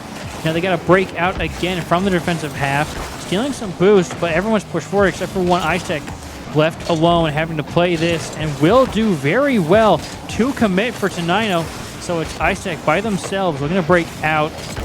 Opportunity here as Kraken launches it downfield. It's near the net. Can anyone capitalize on it? But Shredder staying tall on this one. Yeah, and it's early into this game, only a 1-goal deficit for Sherwood, but this feels very similar to the Sherwood that we saw in game number 1. It's being very panicky on the midfield like that, and it leads to another goal from Shredder. Tenino, great passing off this backboard. The follow-ups to the top of the box. Great shot, and Kraken could have had it. Had to guess where it was going to be shot. Almost had it. So Sherwood here. Still plenty of time on the clock. 2:45 to go. But Tenino looks solid as Sherwood can't stop the double tap from Shredder. Yeah, beautiful goal from Shredder. Not much you can do about that one. The miss from Rip City off the sidewall. It's unfortunate. The goalkeeper for Sherwood could not get back, but it is another goal for Tenino and a 3-0 lead about halfway through this game. Sherwood here. They had some good looks and opportunities, but a little high off that attempt. Rip City now bringing it around. A bump will come through to open space up. It is lost to the second man, though. Off to the side, a big touch and a big hit means loss of control. A boost steal does come through. Opportunity, no, going too quick. Maybe a fake out. Shot is blocked and off to the side. Tonight looking for counterattack. Yeah, just a lot of panicking from Sherwood again this game. It felt like they had really figured out what they needed to do at the start of the last game, but it feels they've kind of resorted back to how they were in game 1 and towards the end of game number 2. Just more careless touches, and this one will lead to another goal for Tenino, this time from Diamond Doggy. Rip City, awkward positioning there defensively. Where do you put it? There's just so much pressure from all sides. So difficult as Sherwood here. 2 minutes left to get something on the board, something back to their name. There's pressure coming. Isaac couldn't quite read that one off the ceiling. Another little miss here. This player's a little awkward on some of these bounces and reads, trying to get it out, but Shredder will push this one home. A 5-goal lead, the biggest one we've seen so far this series. Yeah, unfortunate positioning there for Rip City. It actually ends up being an own goal. Shredder will get credit for it. His 4th of the game, 5-0 lead for Tenino, just more dominance, and this is very similar to the Tenino that we saw in the group stage, maybe even what we were expecting to see from them here in the playoffs. But Sherwood will get one back off the kickoff. Rip City able to put one through. Plenty of time left. Good job by Isaac to win that 50 so strongly. The little fake out, as you saw, he couldn't quite get the angle. Rip City being able to follow up. That's what you need out of Sherwood. Beautiful second man following, winning those 50s, getting those challenges done. That is what will put them forward. And it's good to see them on the board, get some confidence back in their ability to have offensive pressure and put it in. Yeah, and you've got to be able to capitalize on opportunities like that when you're playing against a team like Tenino that are so offensive, they're so aggressive, they're going to push upfield at some point. You feel like it's only a matter of time before someone makes some sort of a mistake, and Sherwood's able to capitalize on it there, and that's what we need to see if they want a chance at bringing this game and, at this point, this series back. Ooh, Diamond Doggy took it slow. The defense tried to clear to the far side, but Shredder read it through and put it home. It's so awkward. Kraken didn't quite see him. Trying to find that clear. And so Tenino, still a 5-goal lead here, looking to lock down game number 3 and put themselves on match point. Yeah, it's more of the same story for Sherwood, just careless touches on the defensive end. Tenino there to capitalize, and that's what you expect from a team like Tenino. A team that coming in have much more experience, or on paper, much higher ranked players. You expect them to be capitalizing on these mistakes, and no doubt this game they have. And we can see why they are leading in the stats category of assists and goals.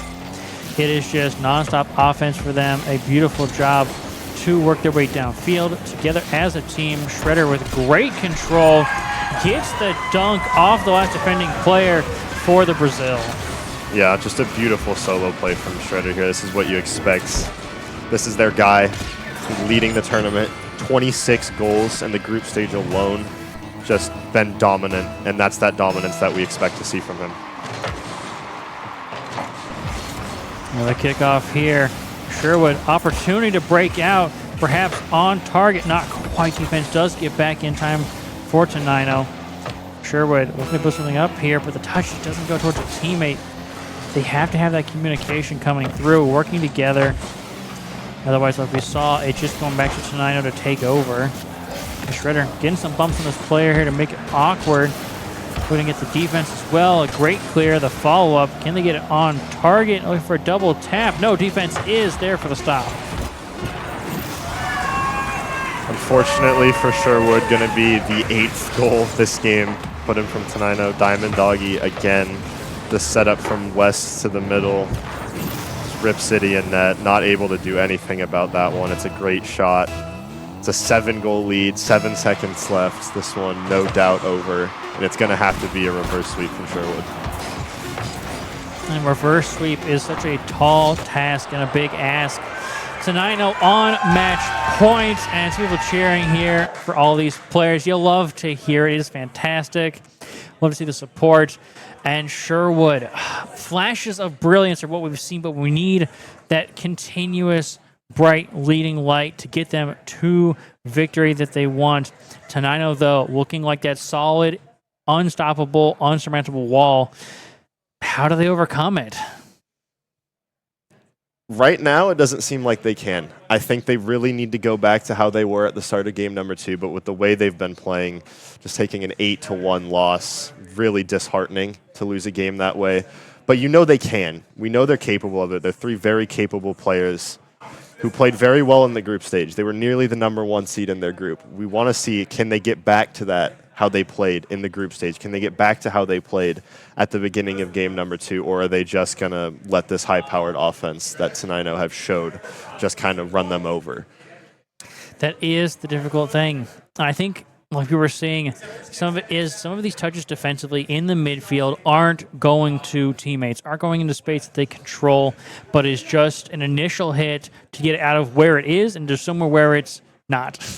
And that is the difficult part, because I don't read that. They get the interception, they lock it down, and Sherwood are just struggling to really capitalize. And that's the long and short of it, is can they continue to work together, communicate, and put that ball on each other's noses? Yeah, they really struggled to capitalize off of anything in game number 3, and that's going to have to change in game number 4. Reverse sweep in a best-of-7, the rarest thing to see in any form at any level of competitive Rocket League. We know Sherwood are capable, and Ice Tech gets the first for them. Another great start, a great read off the sidewall, puts that one into the top shelf. A great start for Sherwood. Excellently done. And we've seen Ice Tech really step up here for Sherwood, doing a fantastic job to get those connections off of Kraken and Rip City. Taking some pressure off Rip City to be the offensive pressure house. But can Rip City also capitalize, get some goals, or will it all come down to Ice Tech now stepping up as their offensive man? I don't think either of those is going to work. I think it has to be both of them stepping up together, and Kraken, again, rounding out this team to support and be there for everybody. Yeah, nearly a tie game there. Sherwood get lucky on that one. But it seems like Tenino maybe not as on the same page this game. We've seen a few double commits already. We've seen a little bit of panic from them. I don't think it will be an issue, but for now, Sherwood really are going to have to capitalize on that while they can, because they need to take anything they can get at this point. Defensively, still a little disjointed. The communication's got to come through, so we see less of those double commits. This is so awkward. Rip City now off to the side. Will get boost and the ball, able to fake out one player, but not the second one. Coming in quickly is off to the side. Tenino is just not letting up here. So much pressure. Again, 2 players up, burning so much boost. Sherwood, we've got to conserve that and work together. Make sure we have something to work out of our half with, not just to the midfield, but into the offensive half. Yeah, they're using so much boost, and they're using so many players upfield. And eventually, it's going to lead to moments like this. Diamond Doggy able to capitalize on it. The pressure becomes too much. It's a tie game. All tied up, 3 minutes to go. Sherwood came out strong, looked good, but can they continue to get back to that form again? Like game 2, we saw strong starts, but just can't find a way to finish. Is this where they do it, or does Tenino repeat game number 2 and shut it down? Yeah, Sherwood, strong start to this game, no doubt, but slowly seeming to collapse, almost like we saw in game number 2. But still a tie game. Still plenty of hope, plenty of opportunity. We see a great stop on defense from Rip City there. We're looking for Ice Tech to get out of their half, but now a big clear downfield. Last man has to get a touch on this. Diamond Doggy looking to pop this for somebody. And it's Shredder looking to redirect on target, but Rip City is up for the defensive play. Shot off target. Defense is there. And Sherwood looking better on the defense now. Some communication. The shots aren't quite on target, and so they're able to utilize that. Oh, but a quick cut from Ice Tech means that his teammate couldn't get in there to continue the play. As they push downfield here, low boost for all players except for Rip City. He's going to come in and capitalize. We'll see. It comes in middle, but no one is there to intercept. Pushing down, it's Ice Tech. One, maybe two people to beat. Can they get it to their teammate? Shredder, though, great control. Push it off to the side. Continuing to keep this on Tenino's half. And this is some of the longest we have seen Sherwood be in the red half. Yeah, no doubt. Much better control after that first game first goal from Tenino, excuse me. Sherwood have controlled the ball much better. They've been playing off each other much better. You have to wonder what was said in a goal replay like that. They were just telling each other to calm down, because that's what it seems like. It seems like Sherwood this whole series have just been, they've been too panicky, they've been too jumpy. They really just need to settle in and play their game. Maybe we see that here, Rip City getting it down through the field. Boosted from Ice Tech. Now looking to reconnect with the ball. Rip City downfield. A little boost to work with. Pops it high. Is there a follow-up with the shot? It's a fake out. So Rip City now is able to steal boost. Ooh, rough touch. Didn't get what they wanted.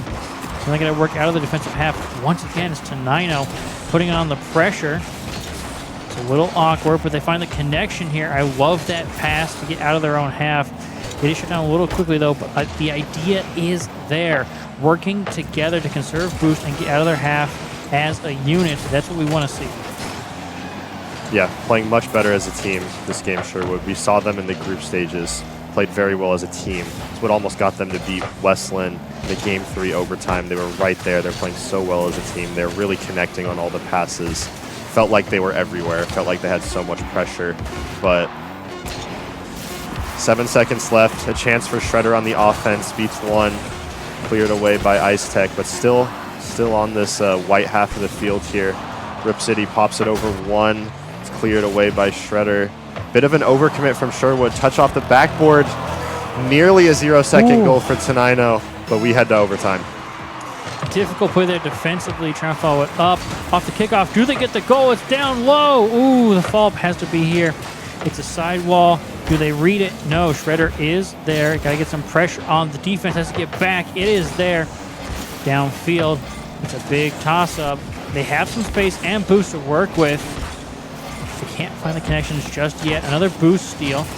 And they're trying to control the play. But does the shot come through? No, defense just standing strong. Sherwood has had some very close calls when it comes to that back end. Can they get it out of their half, though, for another offensive play? They found some opportunities, but they got to do it again to shut this out in this overtime. Yeah, Tenino looking like they've really turned up the speed here in overtime. They've kept this ball on the opposite side of the field pretty much the entire overtime, other than that kickoff, and it will eventually lead to a goal. Diamond Doggy wins the series for Tenino 4-0. Ice Tech tried to pinch the ball, ended up pinching him, and a great pass from Shredder to Diamond Doggy to close out the series in overtime. A 2-1 win, and tonight we'll move on to the championship match. They will be in our final best of 7 against our other team. But before we go there, after this match, we will have a show match. But, I mean, hey, Sherwood showed up this series. They had great offense. They had good teamwork. It just didn't always come together when they needed it. And Tenino, we're on top of it the entire time. Yeah, no doubt Sherwood had their chances. They played 2 very great games against them in Games 2 and Game 4 that really, other than a couple of moments, could have gone either way. Just unfortunate luck losing a 2-goal lead in game number 2 and then the unlucky pinch in game number 4 to take both of those away. But Sherwood played great. Almost looking at it on paper, it feels like they are punching up almost, but they played great. They really did. They had good control at points. They had good offense. They were able to shut down the number 1 offense. And yeah, just a great series from overall. You love to see it. But after a very short break, we will be back with North Eugene versus Willamette Connections Academy with a show match. So don't go anywhere. We'll be right back after this break.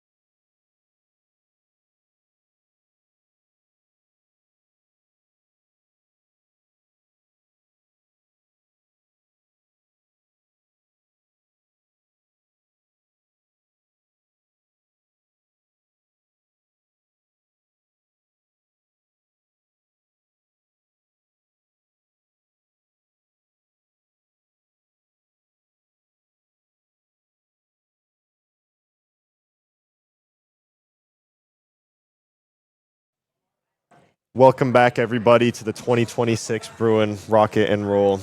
Our semifinals are now complete, but before we get to the grand final between Snino and Westland, we have a bit of a show match between the two teams who lost in the quarterfinals. Willamette Connections and North Eugene playing a quick best of three just to give the teams from the semifinals a break. I'm Cody, joined by Kalani. Kalani, what are you looking at in this series, the short series? What do you think the X factor is? Who do you favor? I mean, really, this game all comes down to whether or not Willamette can stop Hope. Hope has been North Eugene's star player. Had a lot of good aerial plays. It'll be interesting to see how that goes as we get into game one. No doubt, she is the X factor for Eugene, North Eugene, coming into this as we get into game number one between North Eugene and Willamette Connections Academy. Is a bit of a typo on the score overlay, but that's all right. Willamette starting with the pause. Oh, and we get a pause. gotta pause. Not sure what this is about. Yeah. Not a lot to say. We've Yeah. got see anything in those 14 seconds that really stick out to you? There was definitely a kickoff. There was. It's a bit all early to 6 see. players in the corner right here. Yeah, It's, this definitely this freeze frame here is okay. We have a little bit of technical difficulties and something's up. We're gonna try and get it situated. yeah, we are just as in the dark as you guys are here. I wonder if they'll fix what? From what our admins are saying, it seems like we're having connection issues from one of our players. Yeah. What was that? Not sure how long we're going to be here for. We don't have much to talk about going. Okay, so they are testing so they're connection just testing right now. the lobby right now, not actually starting. So the game you're They seeing fixed right now, Willamette. It's spelled right now on the screen. they did. That goal is not going to stand. This is a test lobby. We are just testing the connection. This is a test lobby. This goal is not going to stand. We are just testing the ping, the connections of the players. I'm not really sure what to say about what's going on. We have no idea. We're being talked to by about 5 different people right now. We'll see what happens. We will see what happens. Connor is struggling to figure things out. This is his job, of course. Okay. So we switch off the game. That the goal, that's not going to count. Yeah. Okay, we're remaking the lobby because of connection issues. We have gotten word. We'll see what happens.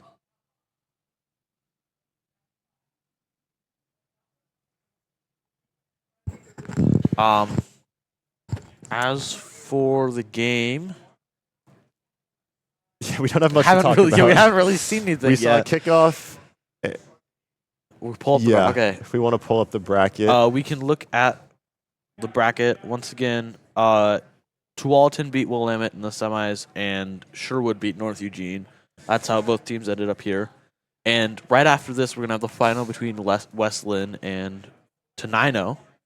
Yeah, if we want to look forward to that final between Westland and Tenino, what are you expecting to see from that series? Is there anything you've noticed from both teams that really stood out to you? Obviously, I casted the West Lynn game, and Squirrels was unstoppable. Absolutely shredding the Tualatin defense. It'll be interesting to see if Tenino can stop that. Both these teams were the favorites going in, so it's kind of gone as predicted. And it'll be interesting to see the head-to-head matchup. Definitely a bit of a chalky bracket that we've had so far. Not a lot of upsets. You know, North Eugene playing with a stand-in for one of their players who couldn't make it. They get taken down in the quarterfinals by Sherwood. And then Tualatin taking down Willamette. Maybe not as much of expected there. Maybe more of a 50-50 series. Maybe more anything could have happened. But nonetheless, Tualatin are able to get that done. And it seems like we are getting back into the lobby. Yeah, we'll soon. see. Hopefully the connection issues are fixed. And it sounds like we're going to get started. Yes, we get to actually watch some Rocket League. Best of 3 finally getting started. Maybe we'll see another 6-player commit in the offensive corner. See if anything interesting happens off the kickoff. Perhaps the lightning will strike twice. Oh, there! I thought We got 4, not quite 6, but it's actually going to and be a quick goal for Willamette. a very quick goal from AK. Willamette taking the early lead, 8 seconds in off the kickoff. Looks like Hope got bumped. That was on a good defensive play. line. Very good play from Willamette Connections Academy to take the lead early. And that's what Willamette's going to have to do if they want to win this series. They're going to have to minimize Hope's impact on the game. And that bump did just that. Yeah, no Go for doubt. grab pitch. No doubt going to want to take her out of the game as much as possible for Willamette Connections Academy. But actually, And a shot in Vortex. That's actually Willamette's sub that's in Vortex, who is in instead of... Who's the other player? not sure, but either way, both of these teams playing with subs, so maybe not as surprising to see them in this consolation game, to see them losing in the quarterfinals. As unfortunate as it is to have to play with a sub, it's part of the game. It's part of what you have to deal with. But Beastformer now, he had a lot of impact in that series against Tualatin. He played very well. Yet it was a lot of offense from him, as Willamette are pushing for their 3rd goal already. Yeah. They'll almost find it. It's interesting because Vortex subbed in for, I don't remember the gamer tag off the top of my head, but it was Willamette's top player.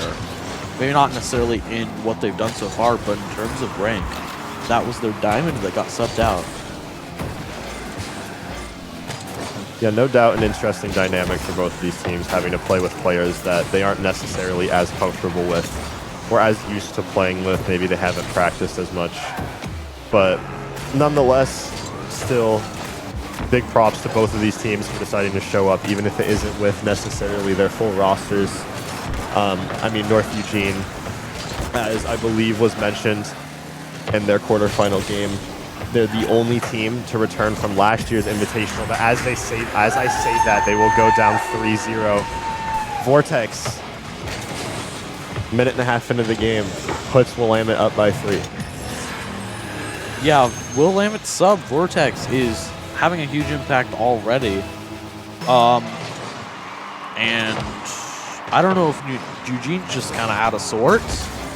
They've kind of had nothing going so far. They seem very disconnected with one another, which I guess maybe is more expected given that they are playing with a sub. They aren't as comfortable playing with each other, like I mentioned just a few minutes ago before they got scored on, but you still want to see them do well, and it's a breakaway chance for Hope, actually, one-on-one on the offensive end, but it will be shut down by Beastformer, who I feel like in their quarterfinal match was really the X factor for them. He had so much impact on the offensive end. I want to see if he can recreate it here. And Willamette, their offense has looked good so far this series, but it hasn't been him. It has been Vortex, like you mentioned, the substitute player for Willamette. And I wonder if this is really their better lineup in terms of Willamette. They've got Beastformer, who's been playing good so far, Vortex, who's come in and looked phenomenal, and they have their senior as well in AK. Yeah, interesting things to think about if you're Willamette. But again, another breakaway chance for Hope. Gets over all 3. And like you said, there's that high-flying offense that you expect from her. Yeah, I mean, if North Eugene's going to call their way back into this game, it's going to be through Hope, as that just got by all 3. That was a nice pop over. Yeah, no doubt a lovely solo play from Hope brings North Eugene back into this game. Kickoff shot from Willamette, actually. I could be wrong, but I believe that Connor and I were talking about the kickoff shots earlier, how volatile they have become in Rocket League in today's era. Willamette pulling one out here, not able to get a goal, but sets them up offensively, sets them up, starving out North Eugene, just keeping that pressure on, keeping up the offense, but a bit of a double commit there. But Vortex just does a lovely job slowing it down, getting it over 1, keeping control of the ball, and Willamette really just pressing on offense more and more as we get throughout this game. Yeah. And it's interesting, North Eugene are sticking with the strategy they had in the quarterfinals, where they keep one player basically in the net at all times, and then they have Hope and the other player kind of push up and try and get a Hope solo play going. It didn't work very well in the quarterfinals, and it doesn't seem to be working great now, but there's still a lot of time left. Yeah, it's an interesting strategy to note, especially for a team who's playing with a sub, who's definitely not as experienced as their number 3. That permanent goalkeeper strategy, not something we've seen for a long time. Maybe not since Gibbs was in RLCS. But another lovely solo what a play. shot from Hope. The flip reset into the top right corner from Hope. Truly just back-to-back 1v3 plays from her. And like you mentioned at the start of the series, if North Eugene want a chance to win this series, it's going to be through her. It's going to be through those aerial plays, through those solo plays, and that's exactly what we saw there. And especially because Willamette's players are lower ranks in comparison to some of the other people in this tournament. And there's another goal from Hope. And just like that, we're tied up with a minute left. Yeah, after the start we had to this game, I believe it was 3-0 early for Willamette, but Hope single-handedly 600 points in 4 minutes. a great performance from Hope, and gonna need another for North Eugene if they want a chance, but an interesting kickoff. The ball kind of just sits in the corner. It's another chance on offense for Hope. Shut down by Vortex, who seemed to just be sitting in the net there for a minute. Well, Vortex is up, fakes it. That in? Oh, Hope with the save. That was a nice fake there by, I believe that was Vortex. Yeah, a great play on the offensive end, a really great opportunity for Willamette. They aren't able to capitalize on it, but the creativity is there, and that's what we like to see, especially for a team if, like you said, they're playing with a player they might not be as comfortable with. Seeing them still try and go for these plays that you would love to see from a Triple team. commit there from Willamette. But that's where it starts to bite you when you're playing with a player not as comfortable. An might be an open opportunity maybe for North Eugene. It's over. Hope at the And last 1 second left. North Eugene go up by 1. They complete the comeback, assuming no miracle. I'm from surprised it took Willamette. that long to get in. It was kind of just sitting in front of the net for a couple seconds there. Let's see if one can do anything off the kickoff, try anything fancy. Willamette need a miracle. North It's a Eugene fake by elect North to fake Eugene, it. and it's They over. leave the ball, and North Eugene will take the first game of our show match here. Go up by 3. What a comeback from North Eugene. That What was... what a great comeback on the back of Hope. As you can see, you guys can't see the scoreboard, but 4 goals, 800 points from Hope in game number 1. Lovely performance from her. Anything else you saw, Kalani, during that Vortex series? also was playing really well for Willamette. 2 goals, 2 saves, 5 shots, 450 points. I mean, you kind of wonder why Vortex wasn't playing earlier for Willamette, because definitely making his presence felt.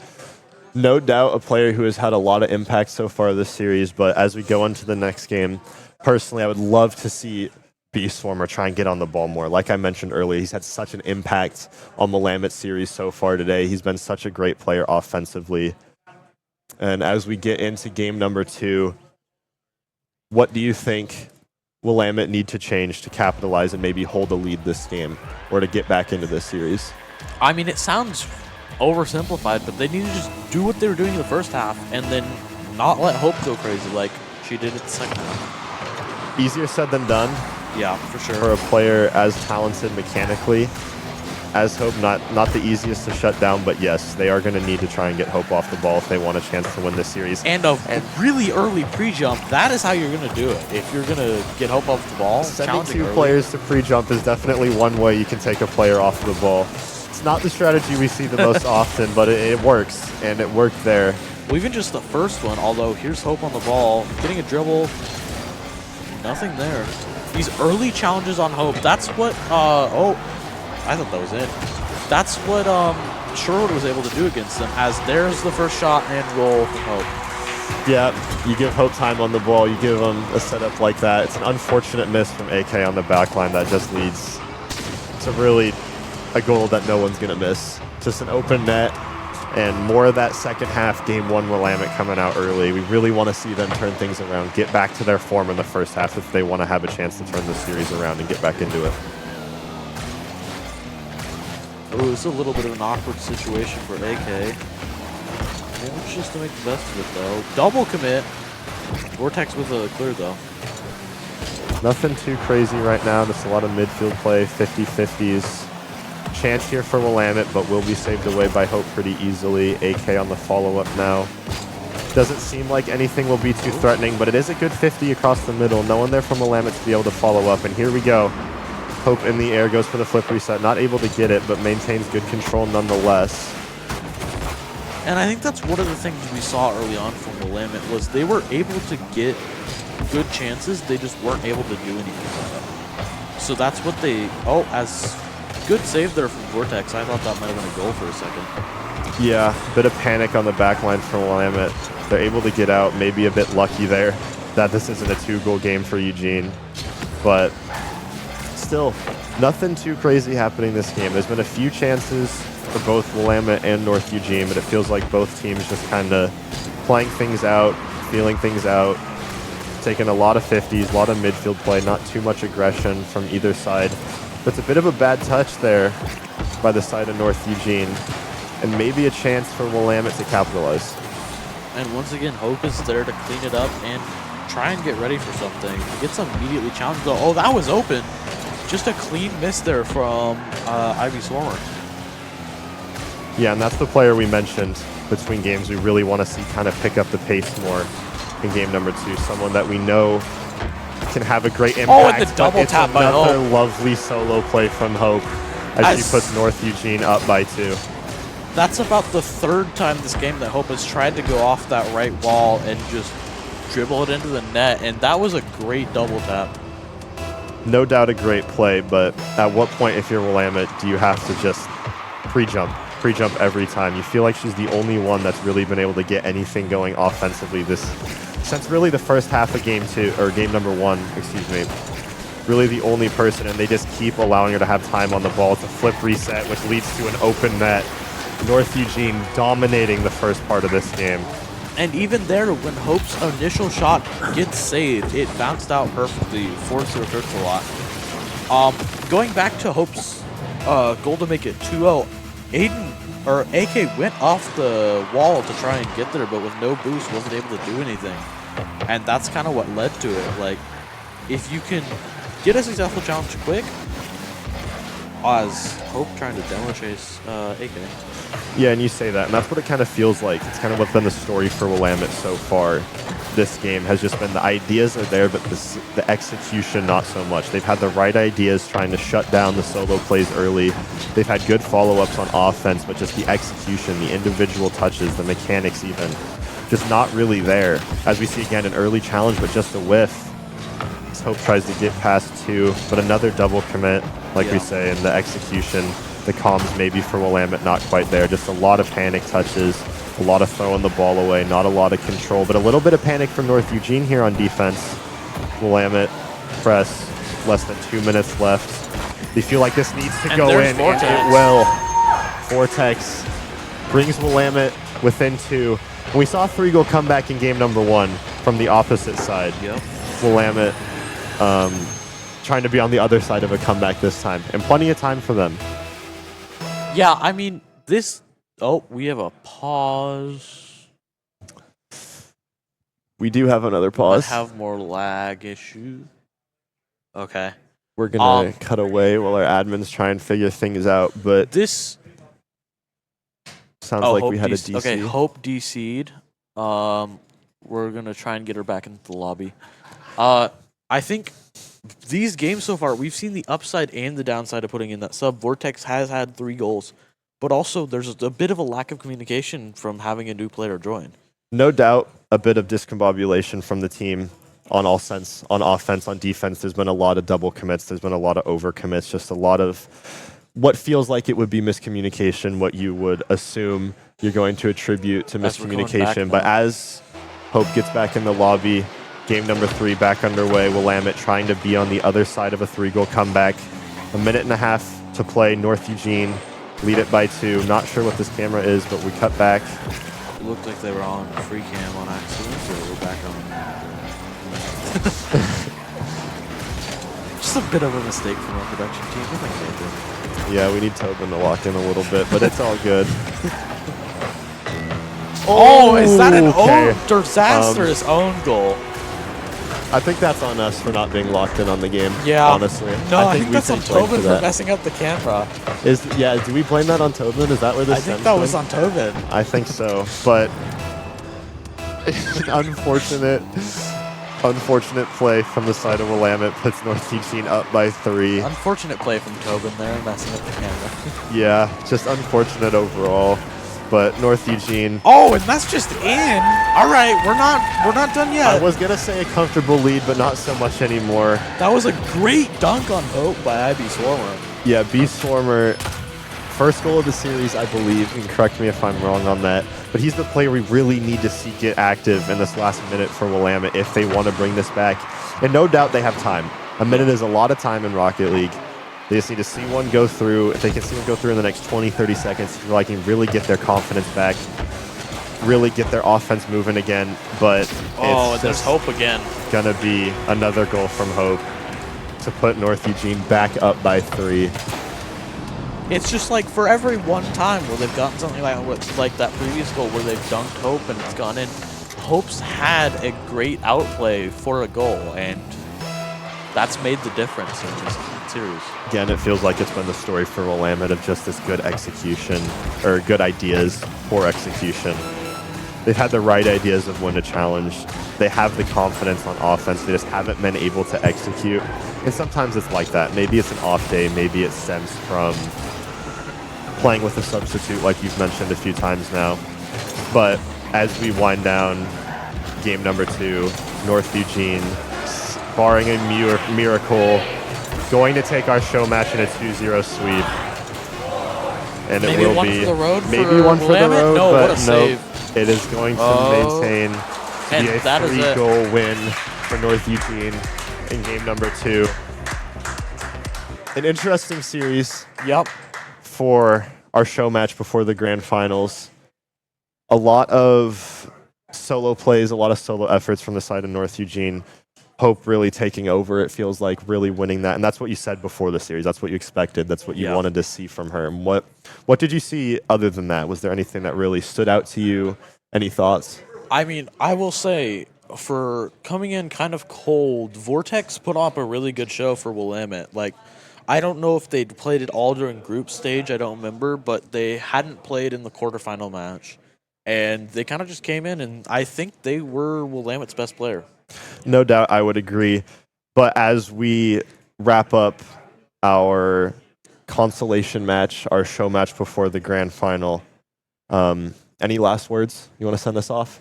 I'd just say this grand final looks like it's going to be really good. We've got 2 undefeated so far teams looking to battle it out for the trophy. Yeah, and I think we're going to go to a short break before the finals, but we thank you all for watching our show match, and we'll have a great grand final, no doubt, coming up in a few minutes. Thank you.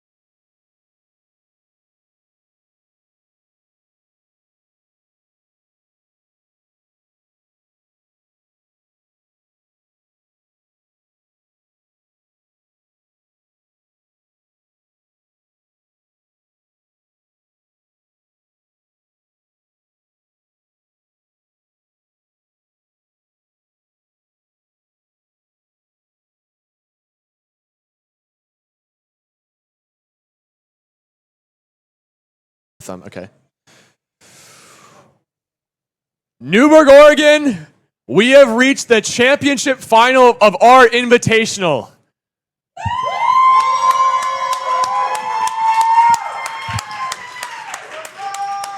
In Newburgh, Oregon, unstoppable force meets immovable object. The two most terrifying teams in the tournament that have dropped every other team on their heads collide in the final. West Lynn have effectively established themselves as the #1 team in Oregon.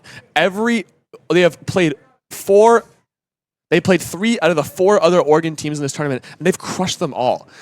And now they have to go up against the dynasty of Washington, the 2025 WSSEA state champions, and this year's runners-up. Crowd getting loud with test lobby is going, currently making sure we have no issues. And once that's all sorted out, we'll be resetting. We'll be live in just a moment. Whew. Zach, this moment is just so special. How do you feel about this? Absolutely fantastic. This is amazing. In fact, we have all these wonderful high school teams here competing for this fantastic title. An amazing trophy and some medals is just absolutely fantastic.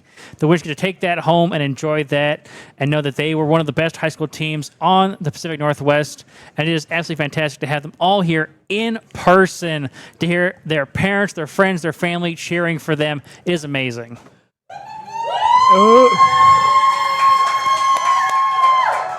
All right, let me hear you. West Lynn fans in the building, make some noise! Now let me hear it for the red and black. Tenino, let me hear ya! Yeah.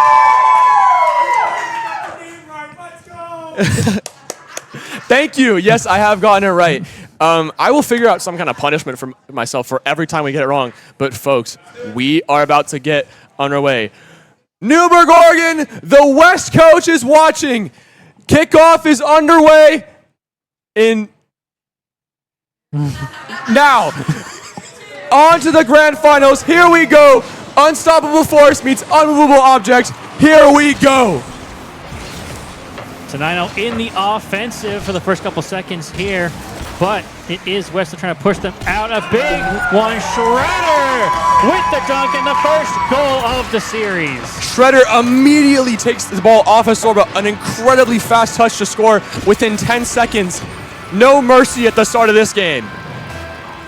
A strong start, but can Westland answer back quickly? We'll have to see here off kickoff.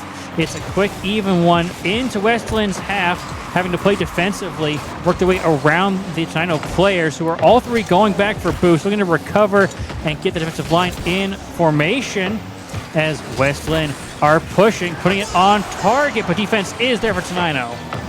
Against every team that these two have played, they have cut all of them down with effective ease.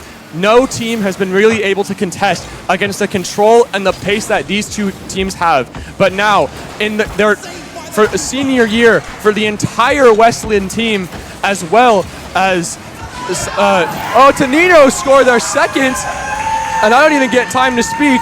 The freshman lays it out for the sophomore, and the team of youngsters scored their second. Beautiful follow-up there. Shredder beating the initial player to open it up for his teammate to put it home. Fantastic job. Tenino showing up strong in this first minute.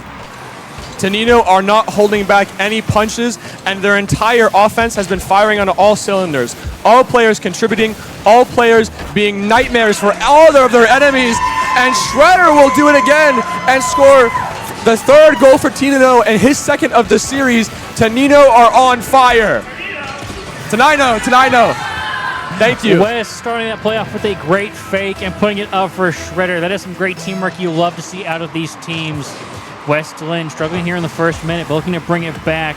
They have to get this defense together. Is anyone there? No. West puts it on an open net. Tenino are not letting off the gas. It is game one of the grand final, and this has been equally as dominant as all of their other series. Westland are starting off cold.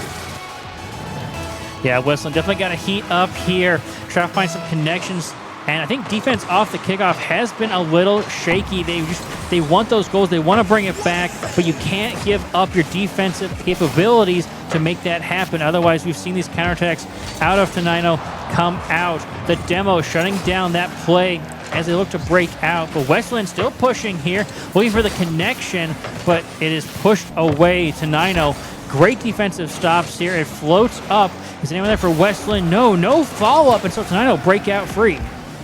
You make a very good point, especially about the kickoffs. And the key thing isn't even that Westland is necessarily losing the kickoffs into their half. It's just no matter where that ball spills out, Tenino have been the first ones to it each and every time. And it has rewarded them with consistent possession. But hold on a moment. Sorbo will get Westland on the board in game 1. Fantastic job here, continuing the pressure. Diamond Dog, awkward touch, and while players are on the ground, Sorba got up quickly and placed up top where they couldn't reach it. Westland, like you said, on the board. You'll love to see it. 3 minutes to go, plenty of time to see who comes out of this one. Stubborn Rocket League for Westland. They will not go down easily despite having to overcome an immediate deficit at the very start of this series. Squirrels, the point man for Westland, gets a great save, but it'll be quickly followed up by Tenino to keep this ball into the blue corner. Tenino, Sorba will now grab this ball again, but no, West will be the first one to it. Tenino able to take the ball off of Westland again. Sorba now trying to scramble. West will be the first one to get to this ball. Squirrels pushing downfield. Like you said, the offensive powerhouse for Westland. Couldn't make anything happen, so to get back to support Sorba.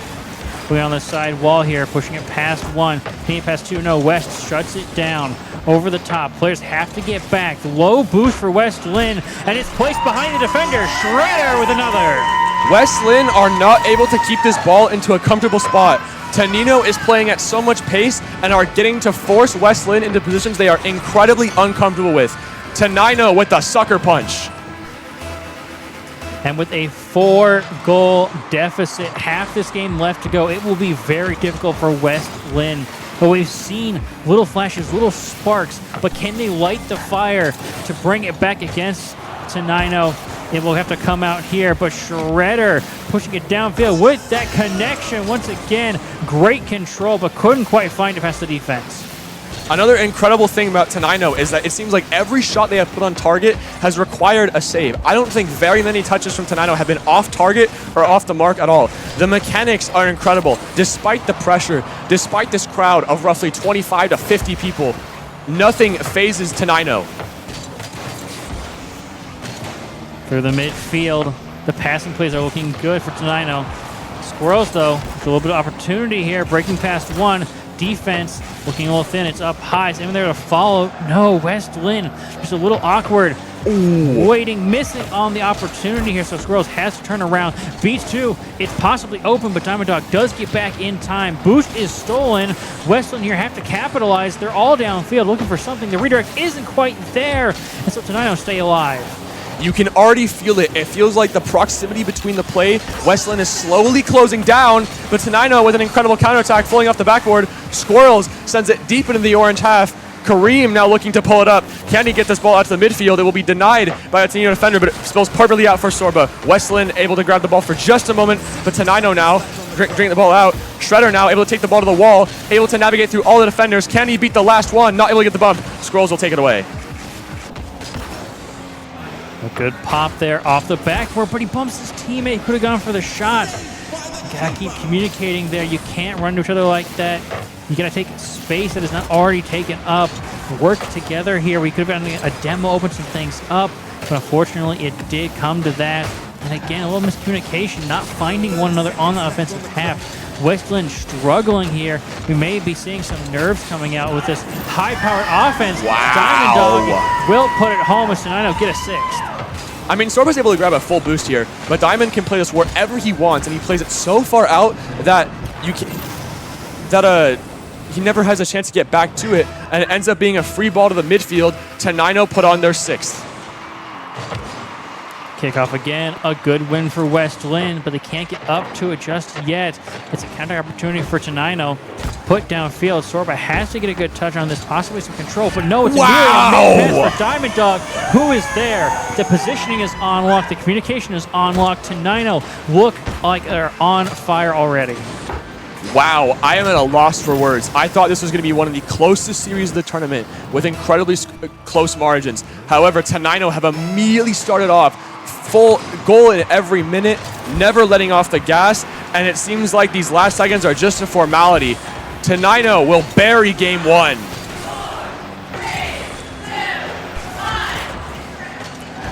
And we just wait for the ball to come to ground here and see that. And as Tenino do take game one handedly. West Lynn here now going to have to take their minute to really reconvene and figure out what is the strategy here. We've seen some opportunities, plenty of shots for West Lynn. Sorba and Squirrels getting downfield, but the connections just aren't quite there. The communication hasn't been flowing. They're bumping into one another. They're getting the touch just a little too far, and they can't get that follow-up. What's it going to take to really lock this in? West Lynn have had a tendency to start off slow before, and they have been sucker punched in the mouth by Goliath. I'm going to stop saying that. They have gotten punched in the mouth by Tenino, and now you have to wonder, what are the thoughts that go into you? You just scrap this and go, okay, that was a rough game. We got off a raw foot. Do we know that we need to control the ball better? Do we know that we need to be taking our time more? Is West Lynn aware of what is happening to them, or are the nerves going to shake them and not give them time to recoup? It does come down to, can they calm those nerves? Can they really lock in and focus? What is the strategy for that? Are they laying the controller down, getting some breaths in?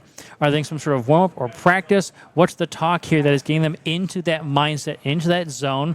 Is it a card change? We'll have to wait and see here. Game 2 coming up. I think we're just about ready, though I don't believe they're taking their time out. They might be. We'll have to wait and see here for the match to start. And here we go. Yes, we have game number 2 on the screen for you here. Westland having to bring it back. Now, opportunity here. Full boost. An opportunity. Ooh, but it's awkward bounce. Squirrels, low boost. Having to get this up over a player. Around 1. It's into space on Tenino's half. Can they get it out? But it's good control here. Interception, though, in the midfield. So we like to see out of Westland is getting up, getting in the faces of Tenino. Now they're going to have those free balls in the midfield. Tenino have already gotten possession of the ball, even though they are in their half of the field. They look perfectly comfortable, even though we are sitting in orange. But now we have broken out to blue. Infield pass comes high off the backboard. Can anybody get to it? Yes, it'll be Squirrels to take the ball downfield, but no Westland player able to recoup the ball. Kareem will try to knock a Tenino defender off the ball to create some space, and he'll give a free lane to Sorba to the backboard. Can Squirrels convert? No, he cannot. But Kareem, now with all the opportunity to do in the world, will pass it back out to his teammate. A great passing coming up from Westland. Sorba will cut down 1. Can he circle back onto the ball? No, he cannot, and Tenino will send this ball downfield. Good boost just coming out of West Lynn. Good connections. The communication is starting to flow. We are seeing some good work here, finding each other in the midfield, the touches, shutting down the opportunities from Tenino. But can they continue that? The finish hasn't quite been there yet, but they are locking them out. The offense hasn't been clicking yet in this game for Tenino. So West Lynn looking better defensively, but they have to lock in that offense to actually get something on the board.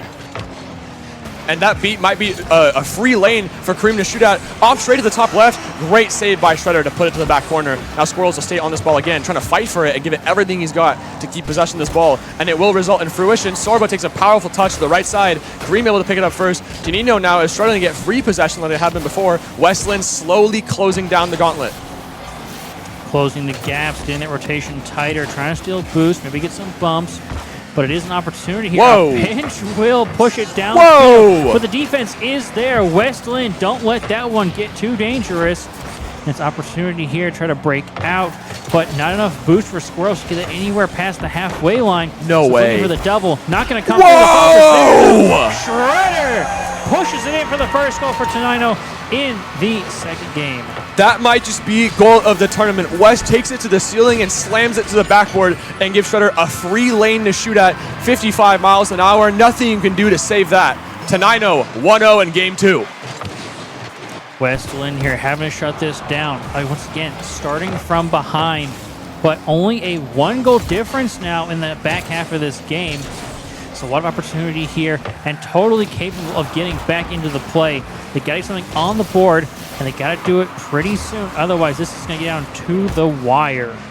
And they got to maintain some boost here, take control, and shut down those opportunities. What really is going against them is when they let Tenino get boosted up, get downfield, and have an open midfield. If they can shut that down, they have had opportunities, but the second man hasn't been there for the ones they've made for them. The midfield control is becoming increasingly level. Westland slowly adapting, but possession has still been a frequency for Tenino. Kareem able to block that ball, but it comes flying back in the blue corner for Sorba, but West will shut it down. Free backboard touch again. Can they repeat using the backboard like they've done so well this tournament? Shredder, open shot, comes ringing off the post, and Westland will get away with it. So dangerous there. But we saw two players rotating back in the same way as an awkward touch. The defense can't do it. Wow. And Shredder will punish the miss, putting it in, capitalizing as Squirrels just went a little too high, didn't have the boost to get back to it. And that will be unfortunate. An even tighter grip on this game Tenino has had, as Westland now must get 2 on the board in the next minute and a half to have any chance of claiming this game number 2. Westland need to fight back and need to do it fast. Every other team they have played against has struggled to manifest a strategy to get through Westland's defense, but now a team has figured out the plan, and they have almost driven the ball again through, comes flying off the post. The Devo smoke screens camera, and now West tries to take the ball upfield. Will leave it to his teammate with full boost. Off the backboard comes, ooh, no touch away from Sorba. Doggy almost got away with it. Off the backboard again, Squirrels with no boost, just getting it downfield. It's a slight miss from KRKM. Off the sidewall, Squirrels, plenty of boost in time. He's been dangerous and deadly, but Shredder getting up to challenge that one. Absolutely challenging him at every level. But here we go, more on the defense. No one's back, the demo opens it up. Diamond Dog puts another one in. All of Tenino will score, and Westland's superstar Squirrels has been shut down. He has not been able to find a way to break through Tenino, and the possession stays constant, and stubborn, sticky offense does it for the Beavers. And that may be the problem, is the star power of Squirrels, relying upon that, but he needs his teammates to step up to support him, because the one-man plays aren't working out. They need to find those connections. He has created an opening for his teammates who will trust him to follow up and be there when he makes it. But that hasn't happened yet. It's been one man downfield, 2 trying to stay back and play defensive, but instead it's a capitalization on the space left behind in the midfield, and it's disconnection and disjunction out of Westland. We are 25 seconds away from the end of game 2. Shredder rings an incredibly powerful shot off the post, just shy off the mark, but it seems like this is all she wrote for game 3. Westland, no boost, nothing to work with, and Tenino will grasp game 4 with another dominant win. This game 2 here that they are claiming with 10 seconds left, a 4-goal lead, and it will be really just an effort to get something on the board for Westland. Can they get some confidence going to game 3? I am fairly certain they will call the timeout here and try to find a new strategy, talk it through, regain their nerves. But can they find a goal here? No, shut down. Can they find anything, or will it just be tossed to the ground?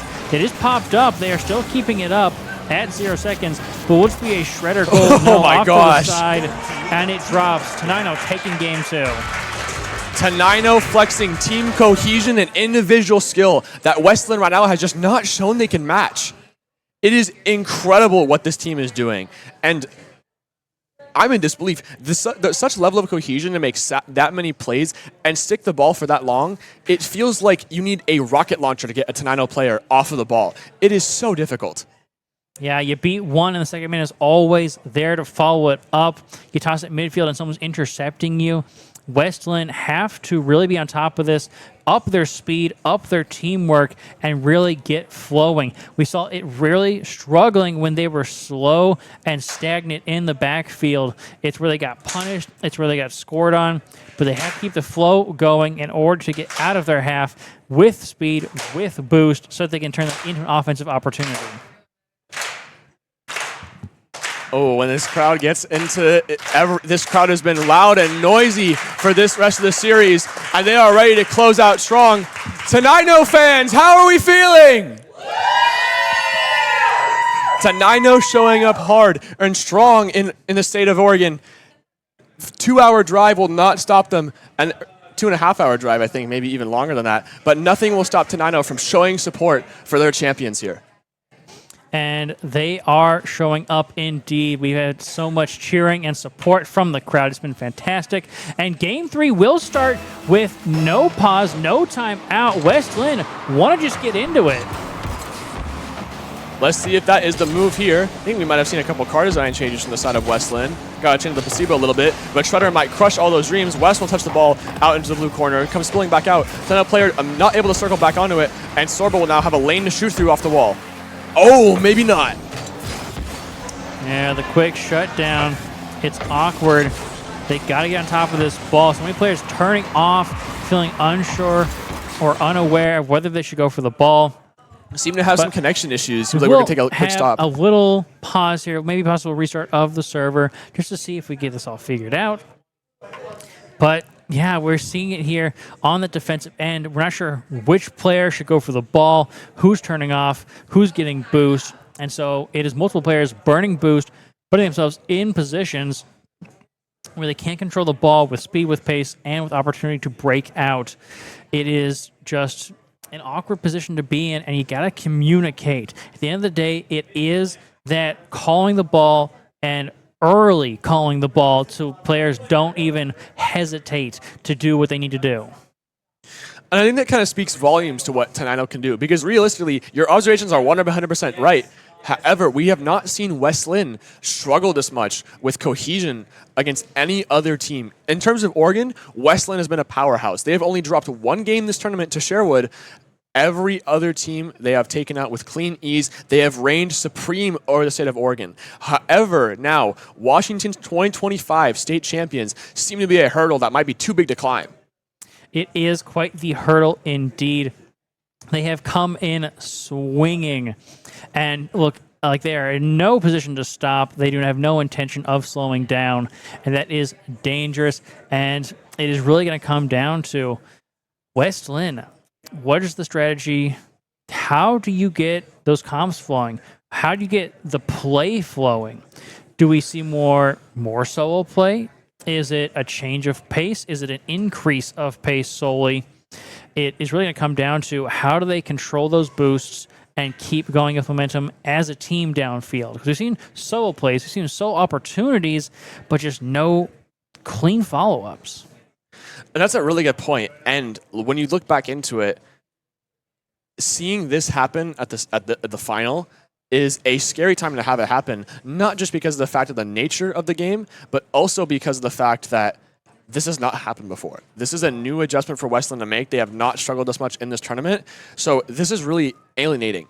To have failure come in the middle of a series in the final is something that they have to learn to get over with quickly and find a way to respond to Nino's persistent offense. It is going to be difficult and interesting. Again, like you said, a new adjustment this time versus any other team they've played so far. And I think that is something that has caught them off guard, and they are working on adjusting. They've looked a little bit better and a little bit better, but like all the other teams that Tenino has played before, no one ever quite cranks it up to 11 enough to face them. They make improvements, they reduce the scoring, but they can never quite stop it. I mean, realistically, that's exactly what happened with Sherwood, too. We saw Sherwood take it to overtime and score some really clutch goals. However, they were still not able, despite the ice on their veins, or in their veins, honestly, they were still not able to take it against Tenino. And now here we are in Game 3 on Sovereign Heights to see, will Tenino go up 3-0, or will West Lynn fight back? Bring it around here. West Lynn looking to break out. It's a soft touch. It's a setup, but no one there to follow, so Shredder will take over for Tenino. Through to the side. The challenge isn't quite there. Low boost for players. No connection. Whoa! And Diamond Dog will read the clear attempt to put it home. I mean, look at how fast this comes out. West stays in position. Looks like he's trying to pressure West Lynn from behind. And Diamond Doggy is just sitting for the touch that is inevitably going to come out. Soba's options were so limited, and he just pretty much had to wait for a free ball. That's exactly what he got. And he puts it in to put Tenino in the lead in Game 3. Things are looking grim for West Lynn. West Lynn here. Decent start off the kickoff, but again, it's Shredder with boost and so much control in the midfield, looking to put it home. Oh my goodness. Couldn't quite find it off to the side here. Counterattack opportunity for West Lynn. If they can get some touches here and control. Again, it's the second man, a little disjointed, too far away, not trusting the first man to get the touch and the opening for him. And so West Lynn, again, it is just endless solo plays and solo efforts that are not coming together. Opportunity here perhaps off to the side. Is there a follow? A touch there. Squirrels looking to bring it around. Maybe a bump. Can't quite shut it down. Players are here. We're liking this speed. They're staying on the red half, but can they put it in? That's what we have to see. The margins just feel like they keep getting thinner. Squirrels was about a centimeter off of grabbing a Tenino defender's tail and taking them off their mark, and that might have been a Westland goal if that demo landed. But now a shot opportunity comes flying back in the Tino half. Tino will scramble to pick this ball back up and touch it deep downfield. Westland now have the ball to work with. And Shredder, great reads here to put it, the dunk over to the middle. This KRKM working with his teammate, but again, no boost. They're just struggling to have any control. A boost grab there. A reset. The Whoa! Lynn keeps it out. Beautifully done. They almost got punished for the boost over ball, but they bring it back. What a great save by the point man from West Lynn. The freshman, or the senior who has competed for West Lynn all up to his freshman year. The longest standing member of this West Lynn roster makes a heroic save to keep West Lynn's hopes alive. Up over the top here, looking for some space is Tenino looking to break out. It's been great pressure from Weston to keep it on this half. As Tenino will move it down to the green half here. A team bump. Again, that communication not quite flowing as they don't continue the pressure here. It's downfield movement for West Lynn, but they can't get it over as a defender there. Yes, there is a stop, but they have to keep this out to shot center. The rotation brings a player around, but can they bring enough around? It's so much space after that first challenge, and Tenino actually back on their own half after this big clear. Pass off the corner, cut away by Shredder, and now he'll try to get another flip reset to bring it down in the West Lynn half. West Lynn not able to grab their back corner, and now that puts Tenino in a great position to score. They bring it over one, an incredible save by Sorba. Ooh, awkward touches there, but it does break out of the West Lynn half. Space and boost, sending it to the back. We're looking for the double, but Diamond Doggy shuts it down. The Beavers are still stubborn, and both teams have had plenty of opportunities on net, but the defense has been class from both teams. Nothing is getting through except for Tenino's early goal. Tenino's. There we go. And a little pressure here. No boost for Tenino on that play. So now bringing it around, West Lynn trying to set up a player. No one has boost. No one's turning on the ball. It's off to the side. Oh, opportunity now. They got the full boost. They're looking for the opportunities, but again, it's cleared wide. The back 1-2. Great connections from player to player. The teammates are flowing, and Shredder slams my goodness. Wow. The defender. And it's that teamwork that's put Tenino in first place. Look at the future sight from Shredder. He was at supersonic speed the entire time. Before both players even got to the ball, he was still facing the correct direction to get to that play. Shredder knew that was happening before anybody else in this building. Little pressure here. West Lynn, low boost, but hoping to break out. Possibly find a bump, but it's just a nice clear for Tenino over the players, off to the side. Again, these clears are just soft touches into space that aren't in control of a West Lynn player. And so it just makes it all the more difficult as a back post shot comes in. The defense is there. West Lynn holding on, but still down 0-2. It's been the last 30 seconds. Then Shredder on target, and a 3-0 lead for Shredder. It's so grim for West Lynn. It seems like it's all of the pressure is so earned from Tenino, and their boost counts just get lower and lower. And at some point, when that goal went in, the entire West Lynn team was at 0 boost. What can you do against the unlimited pressure that Tenino is generating? The kickoff strategy here, actually, trying to break it apart as it couldn't be read by West Lynn. Awkward plays. A player is back with a boost. Squirrels will just pull off that save. Grab another boost. Now it's a break out. Got pumped off that play. Had full, but couldn't capitalize on it. A defensive stop there for Shredder, but a bump out. the squishy bump for Weston and put it on an open net. Beautifully done from Tenino. Westland's goaltending on the goal line has been incredible, but the recovery after that save has been lacking, and Tenino will never let up and allow you just to get away with one shot on target, and that has been what Westland has been struggling with. The offense is so much more persistent than anything they've been used to in the state of Oregon.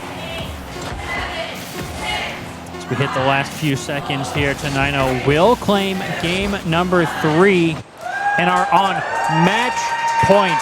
They are a single game away from taking the entire series and the tournament. Dominant and convincing fashion too. It seems like every game has been by such a large margin. We had a 7-1 game win. We just had a 4-0 game 3 win. I think game 2 was also around 4-0. We had incredibly high scoring games. West Lynn have been laying eggs this series, and they need to do something to fight back. And it, again, I think comes down to that defense and how they place the ball after they get the touch. They've been putting it into awkward positions, places they can't follow it, or throwing it away when they should be controlling it. It really comes down to how do they work out of their half, maintain boost, and maintain control. Tenino are Tenino.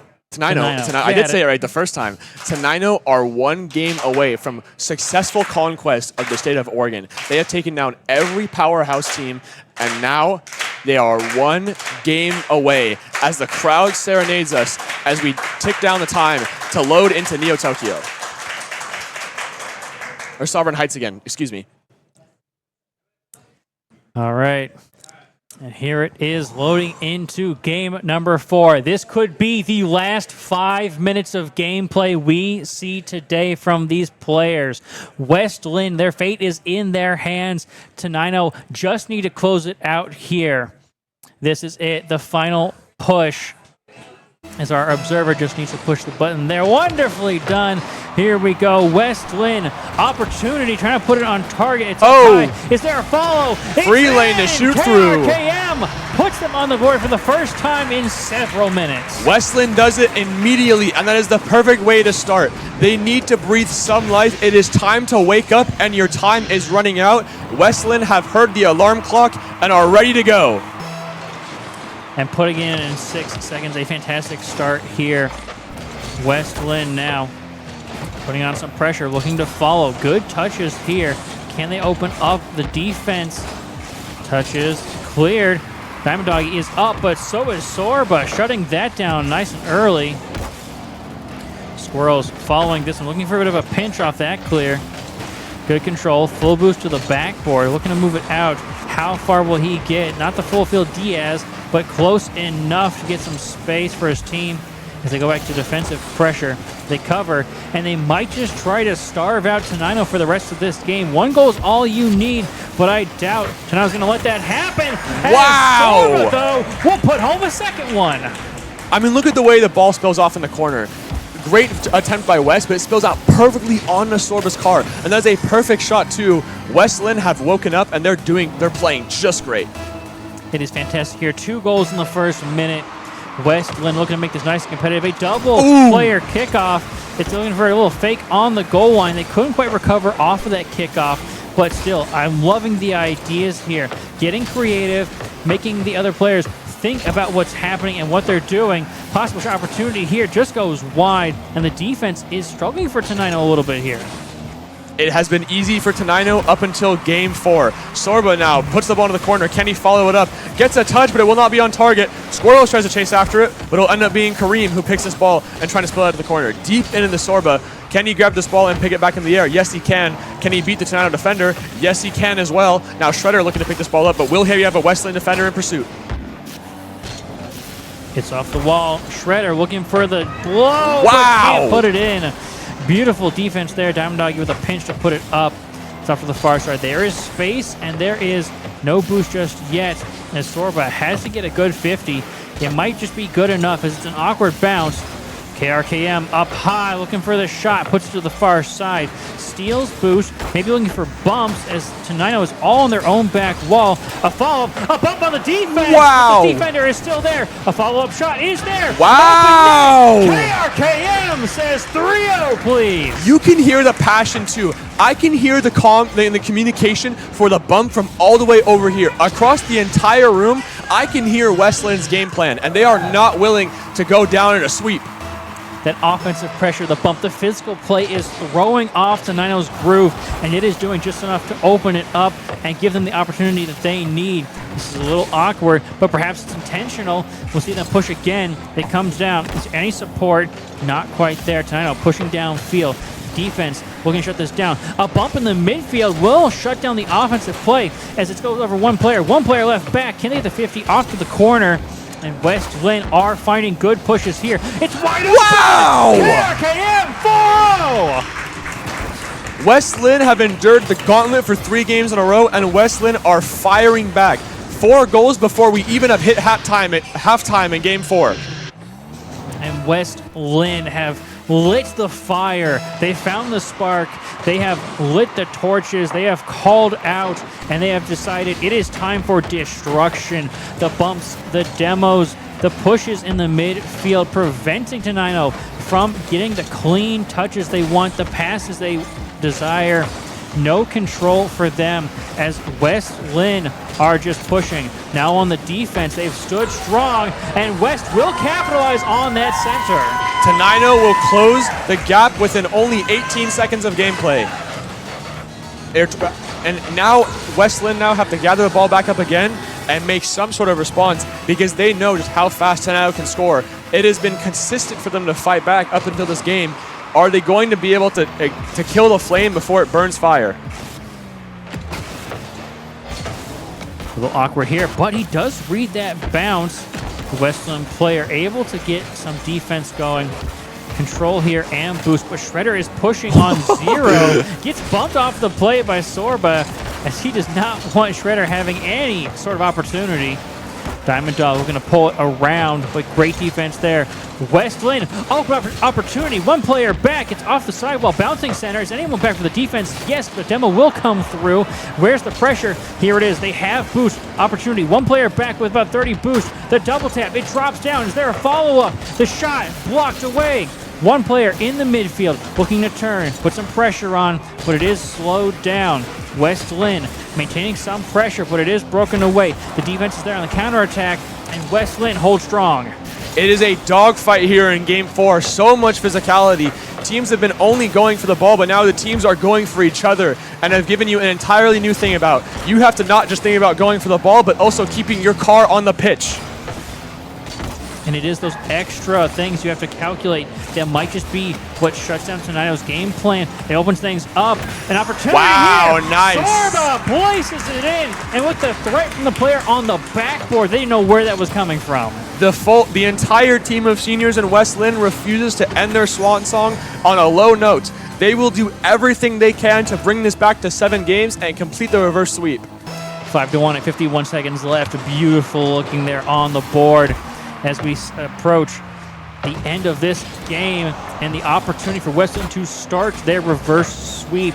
But you can't think about the entire series. It's one game at a time, and Westland are looking to close this one out and put their mark on the scoreboard. Great beat for the ball from Kareem. Will it end up critting into the net? The counterattacks have taken Tenino by so much surprise. They move the ball so quickly from their half. They have doubled their pace, and Tenino are not ready to respond. Almost getting that save, but no. West Lynn possibly looking for a Brazil here. What an answer that would be after getting shut out almost 2 games in a row and just held to such a low score here. The opportunity has wow. By the wayside. Shredder will score off of that attempt, putting a second one on the board. Tenino not going down without a fight here in this game. Wow, that actually has got to be one of the funniest goals I've seen. Two Tenino players literally risked their own lives to get to that ball. 2 demos by 1 player to get the block. And now 23 seconds until West Lynn secure Game 4. Now if Tenino have something to say about it, they're looking to close the lead. And with 18 seconds left, it very well could happen. It's highly unlikely, but Westland players cannot leave the ball bouncing like that. They have to shut down these plays.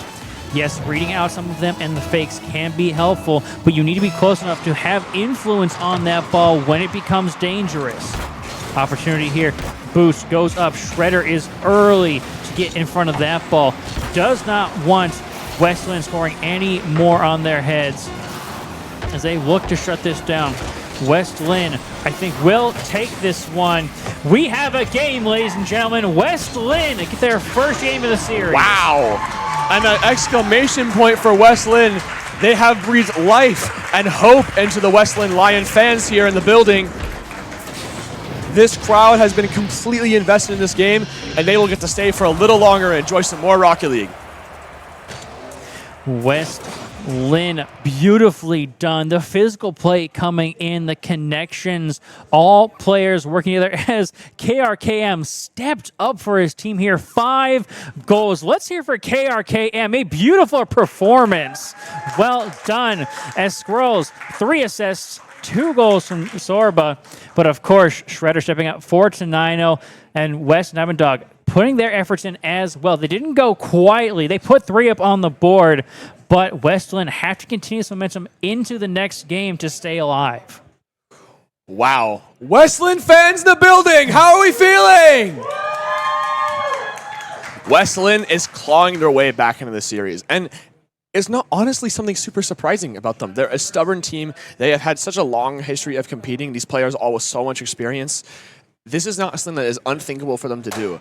To come into this position and go, wow, we just got the crap smacked out of us for 3 games in a row. And then they just did exactly what they just received by Tenino 3 games in a row and have done it back. They put on a 7 spot. And here we go. Game number 5. And it will come down to, does Westland continue that momentum, that control, or is this where Tenino shuts them down and shuts them out? Uh-oh, might need a restart on kickoff. Don't know if we're resuming. Yes, we are resuming here. And here we go. Westland with a good kickoff, but a clear downfield by West. 2 boost pickups by Squirrels. He's got to get this one into a safe position. It's off to the backboard. Diamond Dog, soft touch. It's a little bit of a scrap here on the back line as Westland looking to break out and break away. But Tenino, well played here. It's a launch downfield. Can they get the read? It's centered, wow, but not able to get a shot off. This ball has stayed on the ground for the entire duration of the game. Squirrel is looking to get a challenge on here. Will come flying back into Westland players. Kareem able to lift this ball into the air. Can he get a bump? No, he cannot. Shredder will take this ball away to his teammate in West. And this ball will stay in the midfield. Westland will get a touch on it, but not really get any lift. It'll be an easy catch for Diamond Doggy. And now we're seeing these falls from Westland. Second man is staying a bit closer, able to support, being there on time to continue the pressure that they've built. But Diamond Dog is there to punish on the awkward positioning. The respawn was so awkward for KRKM. Tried to get a clear, and it just ended up being a mix-up with Sorbright and Squirrels there. No one could stop that one. And that is so unfortunate, because when you respawn and you see the ball just on your car, you go, whoa, whoa, I've got to hit this ball. And it ended up being what could have been a free ball for Squirrels, and ended up getting put back out in the midfield, and Tenino will capitalize on it, and the offense will start swarming here in Forbidden Temple. Now to maintain pressure, West going around. It's popped high. Sorba, got to stay at the top of this car cam, will take over to put it downfield. But now Tenino, they have locked in. We can hear the comms. They are being very intentional about their positioning, their passing, and their shots. It's something that Westland will have to keep up with and try to counter. They're looking better than they did at the end of last game. And Westland still looking like themselves from last game, but just struggling a little bit here with Tenino's step up. Westland are finding ways to disrupt Tenino. Tenino have been struggling to pick up boost, and that is because of incredible touches from Westland that have made so much of a chase required for Tenino to get to every ball, and they will capitalize on it and tie Game 5. Beautiful 50 into a little fake out. The awkward pop, and someone's there right on top of it. Westland really showing they have learned second man into third man is the support that they needed. Such a quick follow-up now from the Lions. But Tenano might fire right back off target. West able to put this ball back in midfield. No, Squirrels will make a great touch to send this ball back down. No Tenano player able to catch up to it, and it will now come flying back into the red corner. How will Shredder bring this ball downfield? But he's got Sorba in pursuit. He's not able to get into the air safely. A huge dunk for West Lynn. Opportunity for KRKM there. Push to the side. Looking for a... Whoa! It's wide open for Sorba's ball to go in. What a West Lynn move! take the lead. Check this out from Kareem. He trips West Lynn, managed to just step right under him, and not able to jump up in the air. And now, all of a sudden, all the momentum swings in the favor of the Lions. West Lynn take the lead and are looking hopeful here. They have to get on top of this ball. Oh. Back on defense though, and it's all tied Wow. up. Shredder off the kickoff, capitalizing on the over push by the players here as they got bumped a little too far forward, and the quick challenge from third man was just a little unfortunate there. West Lynn looking to lock it down, but it's all tied up here. Just over half the game to go left. Nicely done by Shredder to catch the ball off kickoff. So many players have the instinct to immediately grab that ball and rip it on net as hard as you possibly can. Shredder, however, picked it up and made a great flick that took that if you needed to get to make that save, you need to get some lift on your car. Great touch from West Lynn here, looking to control. Gonna be placed on target. Gotta get cleared out here. A little fake out though. It's awkward. West Lynn doesn't know who needs to go. The player with low boost tried to go for it, couldn't get the clear out. West will punish, and in it goes. West Lynn have not been able to cover the backboard, and Tenino have been punishing it throughout this series over and over and over again. West Lynn has not seemed to be able to reach and get their defensive coverage to be that high above the goal line, and Tenino are abusing it. It's a pass up for Squirrels, looking to find somebody down, but couldn't get a continuation into the Tenino half. Opportunity here off the backboard. It's a clear for KRKM. Trying to push it forward is Shredder. Takes control, pushes it off to the side. Tenino pushing into the West Lynn half, wanting to shut the series out and shut down this game. It's a finish from West as Tenino puts in a fourth one. The backboard has been magic for Tenino, and the ball comes flying up to it, and at that point, there's just nothing more you can do. Kareem not able to close the space in time after the double kick from West Lynn, and now West Lynn back onto their back foot. What can they do with 1:52 remaining? Looking for a kickoff goal, perhaps. Not quite going to happen. Defense has to get back. Whoa! It's not on. Diamond Dog puts her on the defender who couldn't get the recovery. And the bump on Squirrels. He couldn't capitalize, and they punish. And we talked about last goal, how Shredder made an incredibly smart decision to take a flick off the kickoff, and now Diamond Doggy has done the opposite. Seeing that Kareem had pushed up too far, he touches the ball off the wall and sends an incredibly hard to catch up to shot on target, but Sorba will take a page out of Tenino's book and score off the kickoff. Beautifully done there. Great setup. And we see Squirrels continue for the bump on the third man. So there's no defense left back for that one. Open net, and West Lynn looking to close this game back. Minute 44 left. 2 goals have to happen here. So they look to shut this down. It pops up and over. It's awkward here for Tenino. They're going to pop this one up off to the side. A player is up. Diamond Dog putting it downfield for a teammate. For Sorba off to the side wall. Looking to claim something downfield. Puts a shot on net, but no one's there to quite follow it up just yet. Squirrels pops it high, couldn't get something on target as Tenino works out of their half.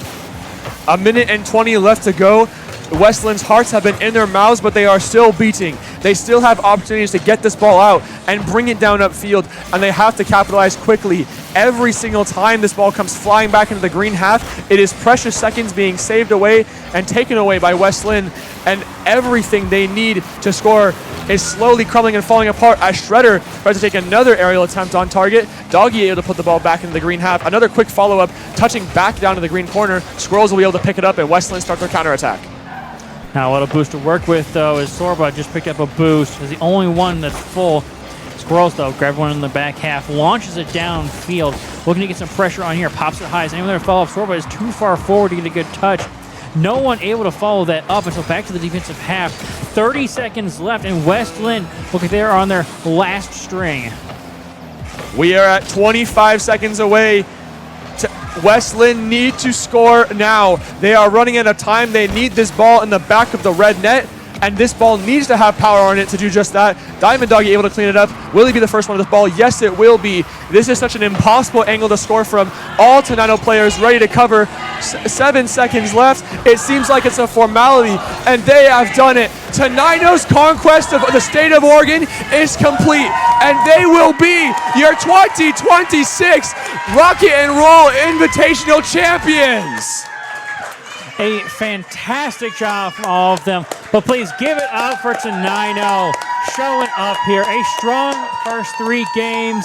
A 4th one dropped as Westland brought it back. It looked like game 5 might have gone in Westland's favor, but they turned it around. They shut it down. And there they go. High fives and fist bumps all around. Beautifully done by both teams. Well played by all. And that was an amazing series to watch. Washington's 2025 state champions and 2026 runners-up have pulled it through. It was stubborn, and they took some really hard efforts to make this game pull through. It was not easy after that game 4. Westland started off with a lead, and the seeds of doubt can take so much formation in such a high pressure like this, but no, they were able to claw back and recover with grace. And it is so hard to do that sometimes. Such a skill you have to learn and hone in. Like they are doing this here on this stage at this age is absolutely fantastic. We love to see it. The teamwork was there. The communication was there. When they fell down, they got back up. They dusted themselves off, and they worked together to adapt and overcome what Westland was facing them with. Beautifully done, and an amazing job to take it home. I can't imagine how this must feel to get to play high school Rocket League like this and get to play in front of a crowd. This is, for all of the crew that were working on this, we were watching the kids playing in this tournament live our dreams, and I can't imagine how special it feels.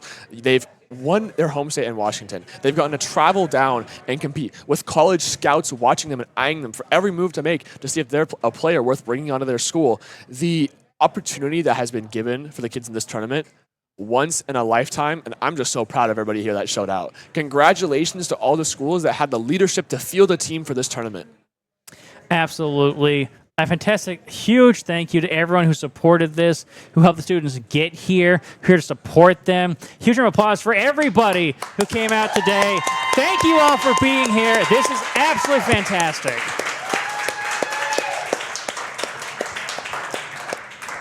Dreams have come true and fallen in this tournament. There's been lots of teams who really went in here with high hopes. I mean, looking at this bracket, we had a lot of sweeps in this tournament up until the grand final. The grand final was actually our first playoff game that didn't have a sweep, and that includes last year's Invitational. That was the first time we actually had a playoff game have some real contention between the two teams. And it didn't look like it at the start of that series. Tenino really came in and came out swinging. That was brutal. And I'm sitting here watching and going, I thought this was going to be me commentating an incredibly close game.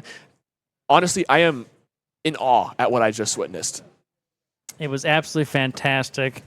And yeah, a huge thank you to George Fox and everybody who helped put this on. And thanks for them. Yes. Shout out to George Fox. Thank you for everybody who volunteered their time to help put this on. Absolutely fantastic. Huge thanks to you guys for having me on the desk. I appreciate that. It's so much fun to be up here. And hey, thank you for putting this on. We are going to start putting out these awards and handing them out to everybody. So I'll hand it over to you to initiate in a second. Thank you so much. I'm really excited to hand out some goodies too, and especially, when I played in high school, I haven't gotten to go visit my old high school much, but I still love going to see the little trophies sitting there. And now Tenino is going to get to add that to their large collection of trophies. I mean, already they got so many different. I mean, we look at the accolades. This is not their first win. Vanta Pacific Regional Champions in both 2024 and 2025. In that school year, in the 2024-25 school year, they won both times within their conference, and then they won their state championship in 2025. 2025 was an incredible year for them. And now, in 2026, they may have not won a state championship, but they have taken their conquest down south.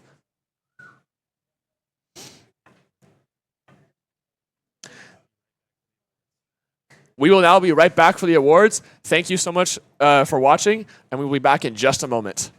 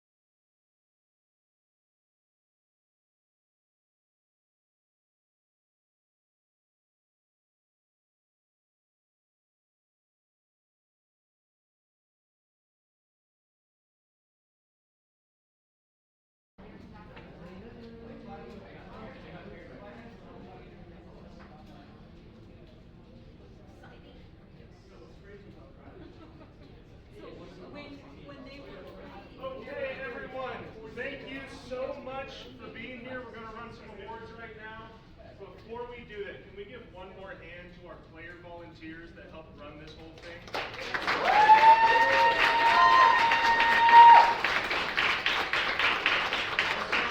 Specifically to Mr. Zach Moore, he doesn't work here. He's at Bushnell, and he came all the way up here just to help us out with this thing, so we get him around that.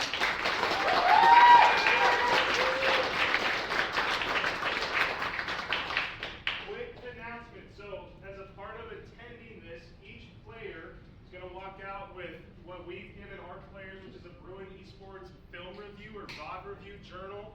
And so it comes with a cool little custom Bruins pen. We're just trying to push marketing wherever we can. But in it is what our players go through every time they do VOD review. So it's got a little thing that says this is what went well for the team, for me, what needs improvement for the team, for me, because we don't say what we did badly. We just talk about what we need to improve on. We continue to move forward, right? And then underneath it has a practice plan of action. So if you guys are interested in trying to prepare yourselves the way that our team does, this is going home with each and every one of you, so we're really excited about that. For the first award that we're giving out, which is going to be the championship trophy, we are super excited. We have Zach Bachman here, who is the MVP from last year's Invitational winners, Hillsborough High School. So Zach, you can come on up and show us the honors.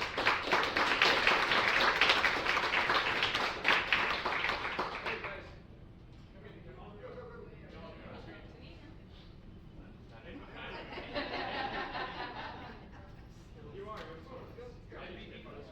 We're all gonna look at you.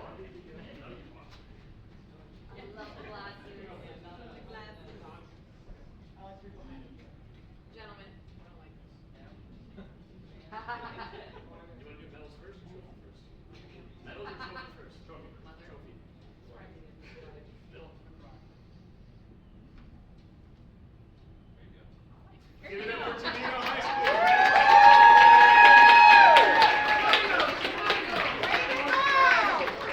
Getting 9 up.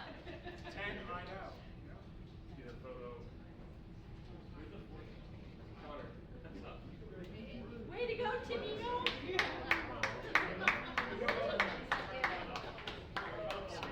Sorry to ruin the camera shot.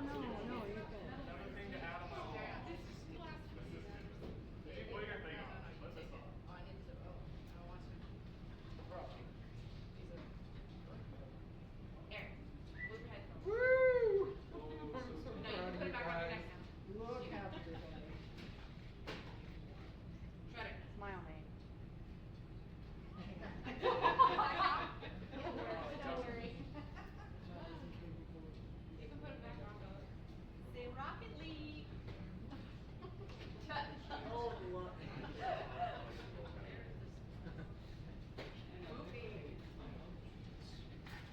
Stay there. We've got one more medal for you guys. We'll make the pictures look better.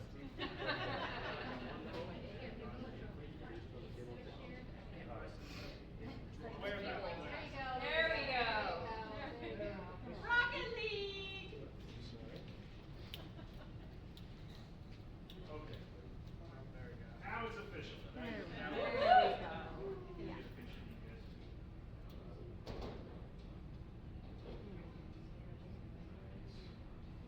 Any more pictures? There we go. Yeah.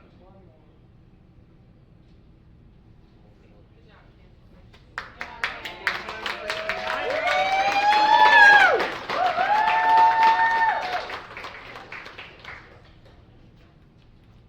Okay, and then we have some stat leader announcements. So we're measuring off of average goals, assists, and saves. Each winner is going to receive a pair of blue light glasses, which is one of our sponsors here. I'm sure all the parents know the dangers of the blue light that comes off the screens. The kids have different opinions on it. I know. But first, our goals leader for the tournament with 2.7 goals per game. I believe it was 36 total in the tournament. Give it up for Shredder.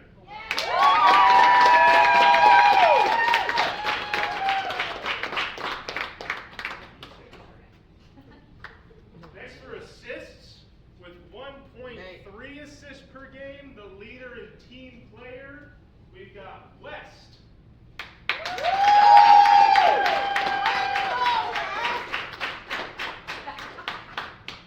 And finally, with saves, 1.5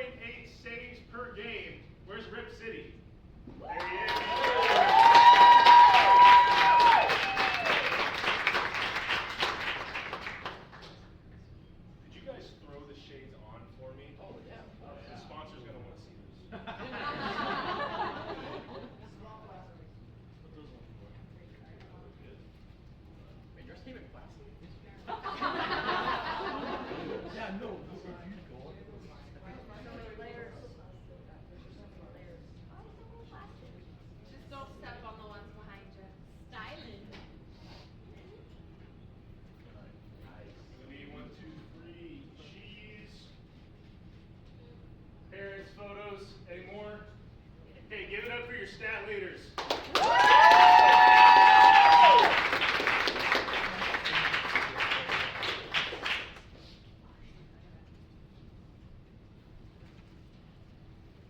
Okay, well that's going to conclude the 2026 Bruin Rocket and Roll Invitational. Thank you so much for coming. Again, my name is Bradley Berger, the director of this program. If anybody's interested in playing here, we've got the summer camps going on. You'll probably notice there's no link on the summer camp photo. So I'm going to talk to our graphic design department about that. But I've added the link into the link tree. So if you take the screenshot or you take that one pager we gave you, that won't only take you to our YouTube where this whole event is going to be posted up on Monday, but also our Twitch, our Instagram, and our camp registration site, if that's something that interests you. What was that? Yes, on the back of the little Bruin Esports one pager, if you need an extra one, we can easily give it out to you, but if you scan that, that's where all that info is going to be. Okay, thank you guys so much for coming. That'll be it.